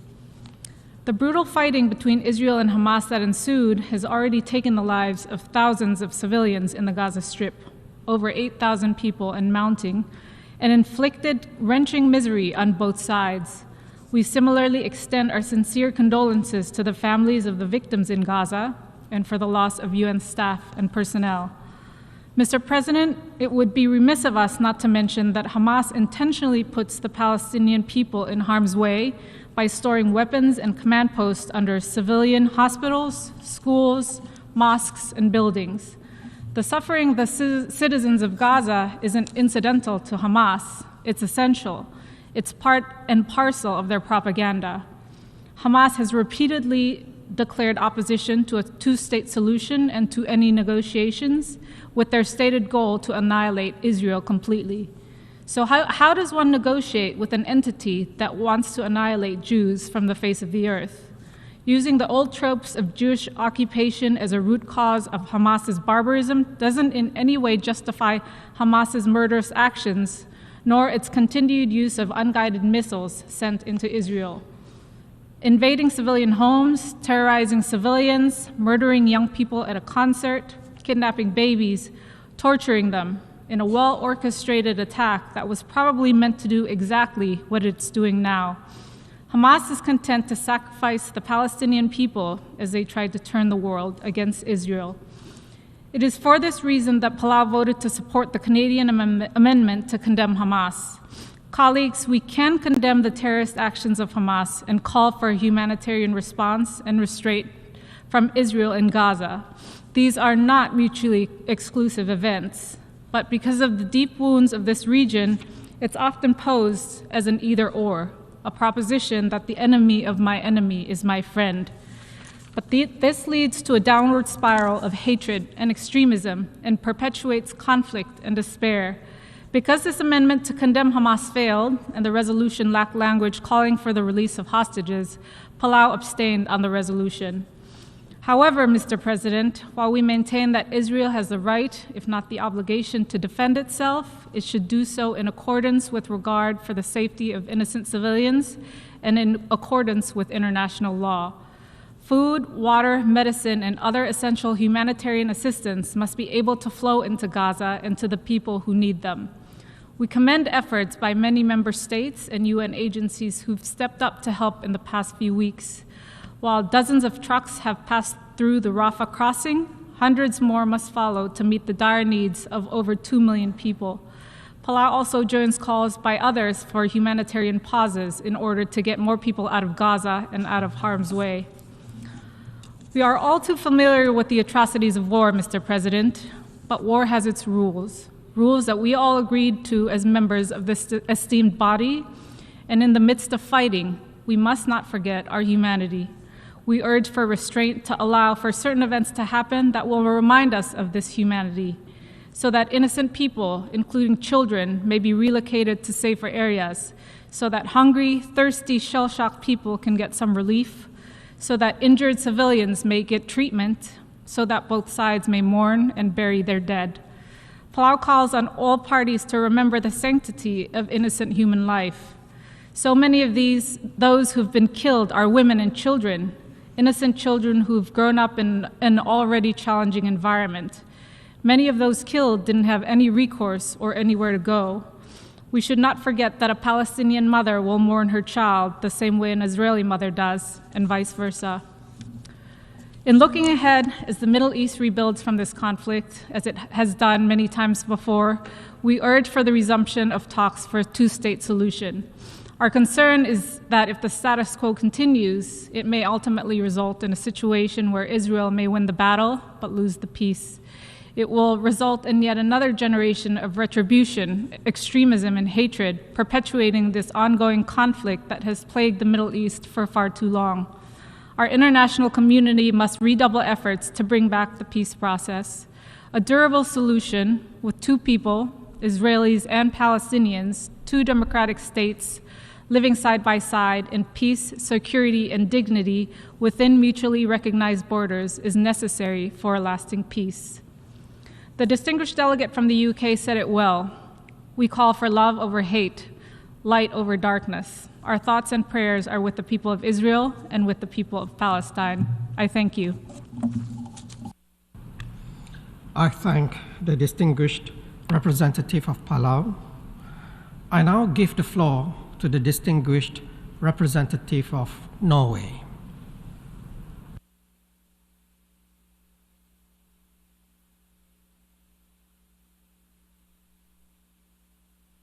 President, for the sake of children, Palestinian children and Israeli children, the world must do better. Diplomacy must do better. Save the Children on Sunday reported that nearly 3,200 children were killed in Gaza in just 3 weeks. 1,000 more are missing, presumed dead. On the Israeli side, at least 30 children have been killed. Every child's death is one too many. Children bear no responsibility for the situation and must be protected. We grieve with the Israeli and Palestinian parents and can only imagine the desperation and sorrow caused by the loss of their loved ones. People on both sides deserve to live in peace and security. And two issues need to be crystal clear. One, all parties must act in accordance with international humanitarian law and ensure the protection of civilians caught in the midst of the hostilities. Even wars have rules. Two, all lives are equal and there is no hierarchy between them. This is essential not only for the protection of civilians today, but for the future for both Israelis and Palestinians. How people are treated during the conflict can determine the prospects for a political solution that can lead to a durable peace. President, we meet at an extremely critical time for Israelis and Palestinians, for the Middle East, and for the world. Norway has strongly condemned Hamas' heinous terrorist attacks on 7 October, killing about 1,400 people and taking more than 200 hostages. We demand that Hamas and other actors in the Gaza Strip release all hostages immediately and unconditionally. Israel has a right to defend itself against the armed attacks by Hamas. However, we emphasize that the self-defense measures taken must be necessary and proportionate. Furthermore, all military operations must be conducted in line with international humanitarian law. All parties to armed conflicts have an obligation to protect civilians and civilian objects, including hospitals, schools, and other civilian infrastructure.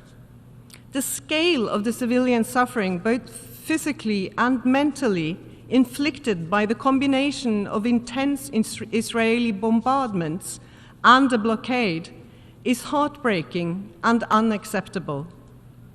President, on the basis of this humanitarian catastrophe, we find it difficult to draw any other conclusion than that the parties to this conflict are not doing enough to comply with their obligations to protect the civilians affected by the ongoing hostilities. We call on all actors to strictly adhere to the international humanitarian law principles of distinction, proportionality, and precautions in attack. We also call on the parties to ensure safe, rapid, and unhindered access to humanitarian assistance and essential services for all civilians in the Gaza Strip.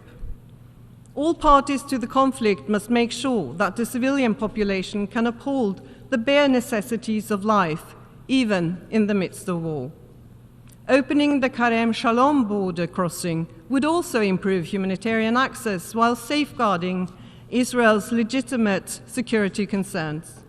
On the Egyptian side, we encourage accepting the offer of international humanitarian staff to complement and boost the impressive work of the Egyptian Red Crescent. We commend the courage and resilience of Palestinian health and humanitarian workers and volunteers for their heroic efforts to save lives while risking their own. We mourn with the families of those who tragically lost their lives in the pursuit for humanity, peace, and a better world for others. We must honor their memory by giving it our best. Diplomacy must do better. President, we are deeply concerned about the increase in violence in the West Bank, including from Israeli settlers. The consequences of a further escalation of violence and potential destabilization in the West Bank, including East Jerusalem, as well as in the broader Middle East region, would be devastating. We call on all actors in the region to contribute to de-escalation to prevent a wider regional conflict. President, the UN's role is indispensable in this crisis. The UN family on the ground is making tremendous efforts to deliver on the humanitarian needs of the Gaza population under impossible circumstances. UNRWA, despite years of underfinancing, is making an absolutely crucial contribution. We encourage all member states to respond to appeals for additional financial support to ensure that the UN can maintain and scale up its response. We regret that the Security Council's inability to come together to recommend actions to de-escalate and alleviate the grave humanitarian situation. The veto should never prevent the UN from fulfilling its mandate. It is therefore vital that the General Assembly has taken up its responsibility, adopting a resolution calling for a durable and sustained humanitarian truce, leading to a cessation of hostilities. Norway voted in favor of this resolution in light of the gravity of the situation on the ground, in particular regarding the humanitarian catastrophe we see evolving in Gaza. The violence must stop. We hope the Council will take up its responsibility. President, on the 25th of October, as chair of the AHLC, Norway hosted an informal meeting among partners in the International Donor Group for Palestine. There was broad agreement among participants about the urgency of providing humanitarian assistance and ensuring access to Gaza. The need to continue our support to the Palestinian Authority, its institutions and service delivery to the Palestinian people was another clear call from the meeting. There is no military solution to the Israeli-Palestinian conflict. The solution can only be political. There must be a credible political path. The only viable solution to achieve lasting peace, security, and self-determination for both peoples is a negotiated two-state solution. Even in the middle of a war, there is the need to discuss ways to build a credible path towards peace. The children in Palestine and Israel are paying the highest price. They are being traumatized for life by this war. These children will one day be the leaders that we all depend on for a peaceful Middle East.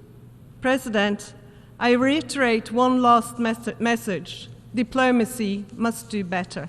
I thank you. I thank the distinguished representative of Norway. I now give the floor to the observer of the Sovereign Order of Malta.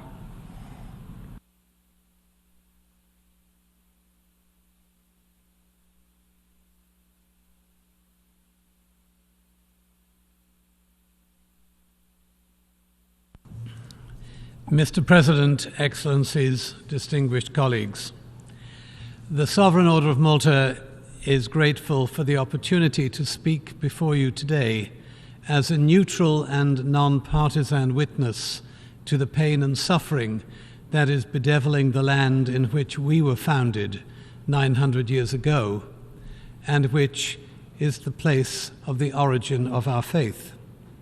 As both a faith-based international entity and a Catholic Hospitaller order, our mission is to serve all of humanity through the provision of healthcare and related services.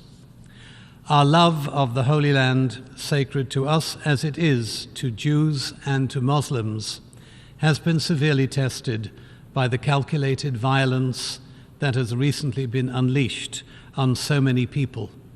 So many lives lost, so many people suffering, so many children and mothers in pain. A report issued today by the Palestinian Permanent Observer reports that 19 hospitals and 49 health clinics have been hit by incoming fire, while the main hospital for cancer patients was seriously damaged on the 30th of October and is no longer functioning. The main generator at the Indonesian hospital in Gaza has now run out of fuel. And as a surgeon at El Shahifa Hospital warned, basically without electricity, this hospital becomes a mass grave. Our ambassador to Palestine informs us that in the West Bank, the Holy Family Hospital in Bethlehem, operated by the Order of Malta, has made every provision necessary to accommodate victims and those in need of medical assistance. However, due to blockades and border crossings being closed, hospitals across the West Bank, including ours, are unable to replenish their stocks of life-saving medical supplies and equipment. Patients are fearful of traveling to seek help, and doctors are prevented from operating the mobile clinics which used to bring such help and support to so many. More suffering, more anger, more death. Mr. President, consider the plight of pregnant women in Gaza. Estimates are that there are up to 50,000, with 5,000 plus deliveries anticipated each month. The destruction of healthcare facilities and the lack of suitable medical and supplies puts the lives of these mothers and their infants, as yet unborn, in jeopardy. The overcrowding of shelters and the damage to water and sanitation infrastructure in Gaza is contributing to a public health disaster that is already manifest. Whichever faction was responsible for, or whoever's missiles landed in the grounds of Al-Ahli Hospital, one thing is clear. It is the innocent, particularly women and children, who ultimately bear the heaviest burden. Al-Ahli Hospital is symbolic of what this once holy land has now become, a self-fulfilling prophecy of death, destruction, and hatred. Mr. President, this chamber has been debating Palestine for many, many decades. Some of the best and most astute brains in the world have, however, failed to achieve much more than piecemeal and half-won compromise. Yes, amid it all, a lot of real promise, but promise that has not been realized. Perhaps at this moment of international crisis, we can all put self-interest and global alliances aside and implore this Assembly to forge a peaceful settlement that will result in bringing more than a safe corridor or 20 trucks a day bringing critical aid to 2 million people, or the measured release of innocent, unjustly imprisoned hostages, all of which is necessary, all of which is needed, but which simply does not match the scale of what is happening in the lives and in the hearts and souls of millions of Muslim, Christian, and Jewish families. We urge this United Nations to live up to its charter for the sake of the children of Palestine and Israel, the ones that will survive this conflict. Do not let history repeat itself by once more doing too little, too late. Future generations may not be able to hold us to account, but Almighty God will. Thank you, Mr. President. I thank the observer of the Sovereign Order of Malta. I now give the floor to the observer of the African Union.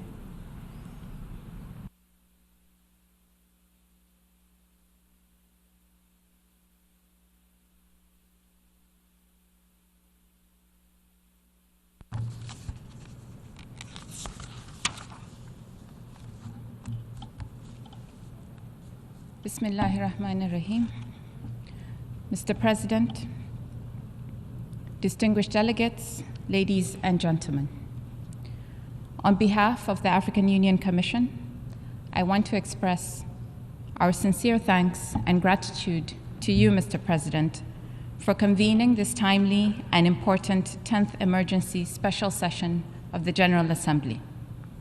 We thank the Hashemite Kingdom of Jordan and the Islamic Republic of Mauritania in their capacities as chair of the African Group and organization of the Islamic Cooperation Group, respectively, for requesting the session. Mr. President, we are meeting today at a very difficult time. For the African Union Commission, the situation in Gaza and the occupied territories remains a deep matter of concern. As we sit in this hall, the bombardment and hostilities are still going on right now. The Israeli airstrikes in the last few weeks and the recent major ground offensive in Gaza have claimed thousands of lives, including those of thousands of children. This has created a dire humanitarian situation which has dramatically deteriorated an already fragile situation.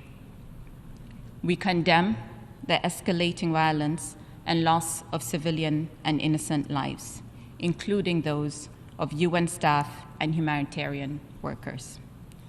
All human life, no matter race or creed, is sacred and must be protected, and fundamental rights and dignity for all must be upheld. We join others in extending our condolences to all those affected by this crisis, and also join in calling for an immediate ceasefire and cessation of hostilities, while also urging all the parties to engage in a meaningful dialogue to de-escalate tension. We also join the call for the release of prisoners and hostages. The cycle of violence and suffering has to end, and a durable solution must be found through a just and comprehensive peace process that respects the aspirations and rights of both Palestinians and Israelis. We reaffirm our support to and the confidence in the SD's leadership, the Secretary General's leadership, and join in supporting his call for the provision of much-needed medical equipment, food, fuel, and other humanitarian supplies desperately needed, as well as access for humanitarian personnel. Mr. President, the African Union's support to the Palestinian cause is very profound for us.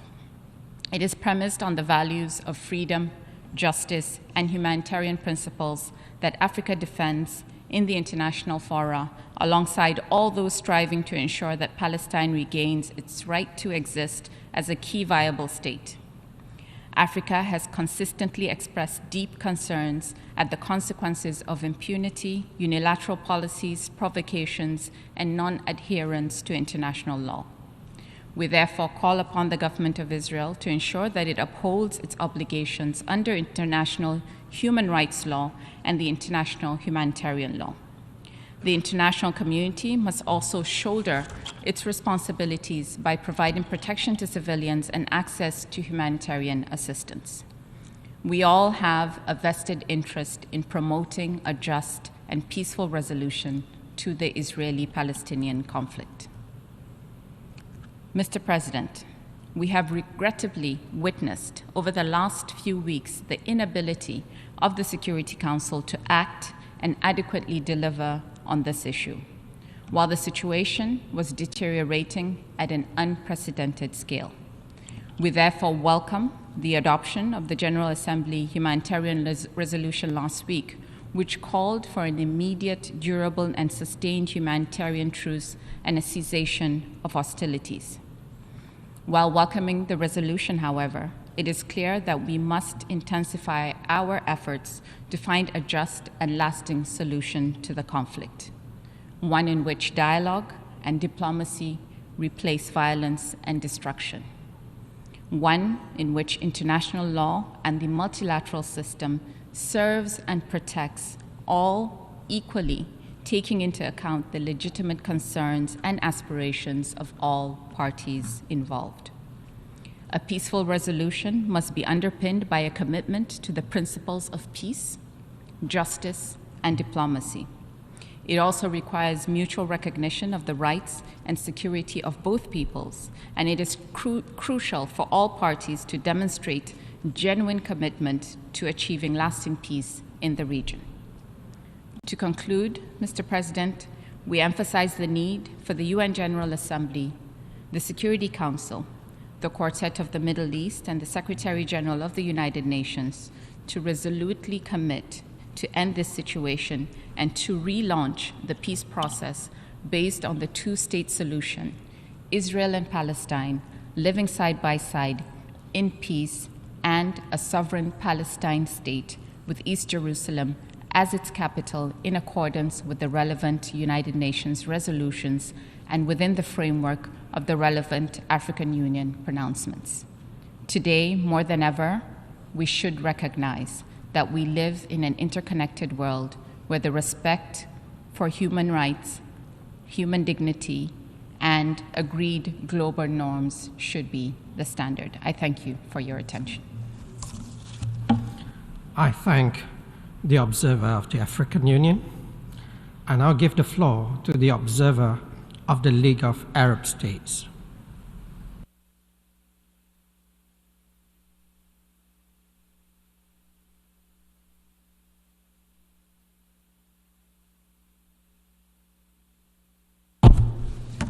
شكرا سيدي الرئيس.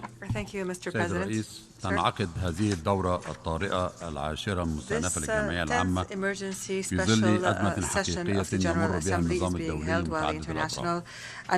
تهدد بتقويض أركان النظام الأمن الجماعي الذي توافقنا عليه بالأمم المتحدة، وباستبداله بنظام يقوم على التحزب والتحالف والتصارع حول الأولويات والاهتمامات الجيوسياسية، استنادا لتحالفات الاستعمارية القديمة وبعيدا عن الأسس القانونية والأخلاقية والإنسانية الراسخة التي قامت عليها منظمتنا العظمى. وعلى الرغم من النوايا المخلصة التي تضمنها إعلان الذكرى الخامسة والسبعين والتي تصب في إطار تعزيز وتطوير عملنا الدولي متعدد الأطراف وخلق المزيد من الروابط التي تقرب بين مفاهيمنا للسلام والأمن والتنمية وحقوق الإنسان، فمن المخزي أن يتزامن تقديم أجندة جديدة للسلام في الجمعية العامة مع تنفيذ البعض لأجندة موازية في مجلس الأمن تستبدل استدامة السلام كأساس لعملنا باستدامة الحرب بحيلولة أعضاء دائمين لمجلس الأمن بإصرار دون مجرد وقف إطلاق النار في غزة والتظاهر بالتعامل فقط مع بعض التداعيات الإنسانية للحرب على الشعب الفلسطيني المدني الأعزل في غزة وباقي أرض دولة فلسطين المحتلة. ويزيد من ذلك للأسف إعاقة إسرائيل الدولة قائمة بالاحتلال ومن يدعمها لتطبيق القيم الإنسانية الرفيعة التي قام عليها الإعلان العالمي لحقوق الإنسان الذي اعتمدناه منذ 75 عاما، بمنعهم مرور المساعدات الإنسانية دون قيد أو شرط وبسعيها إلى تهجير الشعب الفلسطيني المدني الأعزل بالمخالفة الصارخة لقواعد القانون الإنساني الدولي سعيا لترسيخ مصالح استعمارية وشخصية بغيضة لحكومة إسرائيلية متطرفة لن يعاني منها فقط الشعب الفلسطيني الذي يرتاح تحت الاحتلال الإسرائيلي الغاشم ويتعرض منذ أمد طويل وقبل أحداث غزة بمراحل لكافة أنواع الانتهاكات لحقوقه الشرعية غير القابلة للتصرف، ولكن سيعاني منها المجتمع الدولي بأسره، وخاصة سيعاني من المعايير المزدوجة التي يجري تطبيقها بكل صلف وإصرار على كل من أوكرانيا وفلسطين، والتي ترسخ من مفاهيم التفرقة العنصرية والكراهية وتعمق من مشاعر السخط والإحباط التي ستقود بدورها إلى المزيد من العنف والعنف المضاد. السيد الرئيس، تابعت جامعة الدول العربية بقلق وأسى بالغ فشل مجلس الأمن ل4 مرات منذ اندلاع الوضع الخطير في غزة في 7 أكتوبر في اعتماد مشروع قرار يحقق المطالب الثلاث الرئيسية العادلة التي تطالب بها المجموعة العربية. وهنا فإني أنضم للبيان الذي أدلى به سعادة السفير الأردن بصفة رئيس المجموعة العربية. هذه المطالب هي وقف إطلاق النار وضمان تدفق المساعدات الإنسانية دون قيد أو شرط وضمان عدم تهجير السكان الفلسطينيين داخل أو خارج الأراضي الفلسطينية المحتلة. وأمام هذا الفشل تحركت المجموعة العربية مع المجموعة الإسلامية وحركة عدم الانقياد للحفاظ على ما تبقى من مصداقية and the non-aligned movement have sought to salvage the remains of the multilateral order's credibility. And we called for this emergency session. And with the support of all peace-loving states, we have succeeded in the adoption of this humanitarian resolution entitled Protection of Civilians and Upholding Legal and Humanitarian Obligations, with a majority of 121 votes in favor and 14 states against. These states have chosen the wrong side of international action and will bear their historic responsibility for the damage that they have done to international collective action. We stress that the Palestinian-Israeli conflict did not start on the 7th of October 2023. I repeat, the Palestinian-Israeli struggle did not start on the 7th of October 2023. The Palestinian question is not and will not be a branch of the war on terrorism as some are trying wrongfully to portray it. The legitimate right to self-defense does not apply to cases where the lands of others are occupied by force. These cases are subject strictly to the principles of relevant international humanitarian law. And despite the humanitarian nature of this resolution and its elevated legal and moral value as it reflects the will of more than two-thirds of the United Nations members, the discussions that took place in the Security Council afterwards clearly show that some major powers insist on their position to give Israel free rein in its aggression on the unarmed civilian population and the occupied Palestinian territory. Rather, these powers encourage Israel to expand the scope of this conflict by aggressing Arab states in Syria and Lebanon and by seeking to drag regional non-Arab states into this conflict, and this aims to worsen the regional crisis and to reap maximum benefit at the expense of the Palestinian people and their just cause. ختاما إننا مطالبون من شعوبنا وقادتنا هنا في الجمعية العامة برلمان العالم الديمقراطي الحر أن نفرض على الجميع احترام مفاهيم الأمن الجماعي التي ارتضيناها أساساً للعمل الدولي متعدد الأطراف، وأن نستخدم كل الأدوات الممكنة لإيقاف هذه المهزلة التي تتوالى فصولها بأبعادها الإنسانية والقانونية والمؤسساتية المدمرة. وجامعة الدول العربية تدعو رئيس الجمعية العامة بالتنسيق مع السكرتير العام للأمم المتحدة الذي نجدد ثقتنا فيه وفي مواقفه العادلة الواضحة بالدخول في مشاورات عاجلة للعمل على تنفيذ الأحكام الإنسانية التي وردت في هذا القرار الهام وأولها وقف إطلاق النار والسماح بدخول المساعدات الإنسانية دون قيد أو شرط وستدعم الجامعة كل جهد مخلص يقود إلى إعادة الأمن والاستقرار وإلى بدء محاولات مخلصة لخلق أفق سياسي يقضي على الاحتلال الإسرائيلي الذي تسبب في كل هذه المآسي ويقيم الدولة الفلسطينية المستقلة وعاصمتها القدس الشريف. شكرا سيد الرئيس. I thank the observer of the League of Arab States. We have heard the last speaker in the debate on this item. In accordance with the terms of the last paragraph of the resolution adopted at the 41st plenary meeting on 27 October 2023, the 10th emergency special session of the General Assembly is temporarily adjourned. The meeting is adjourned.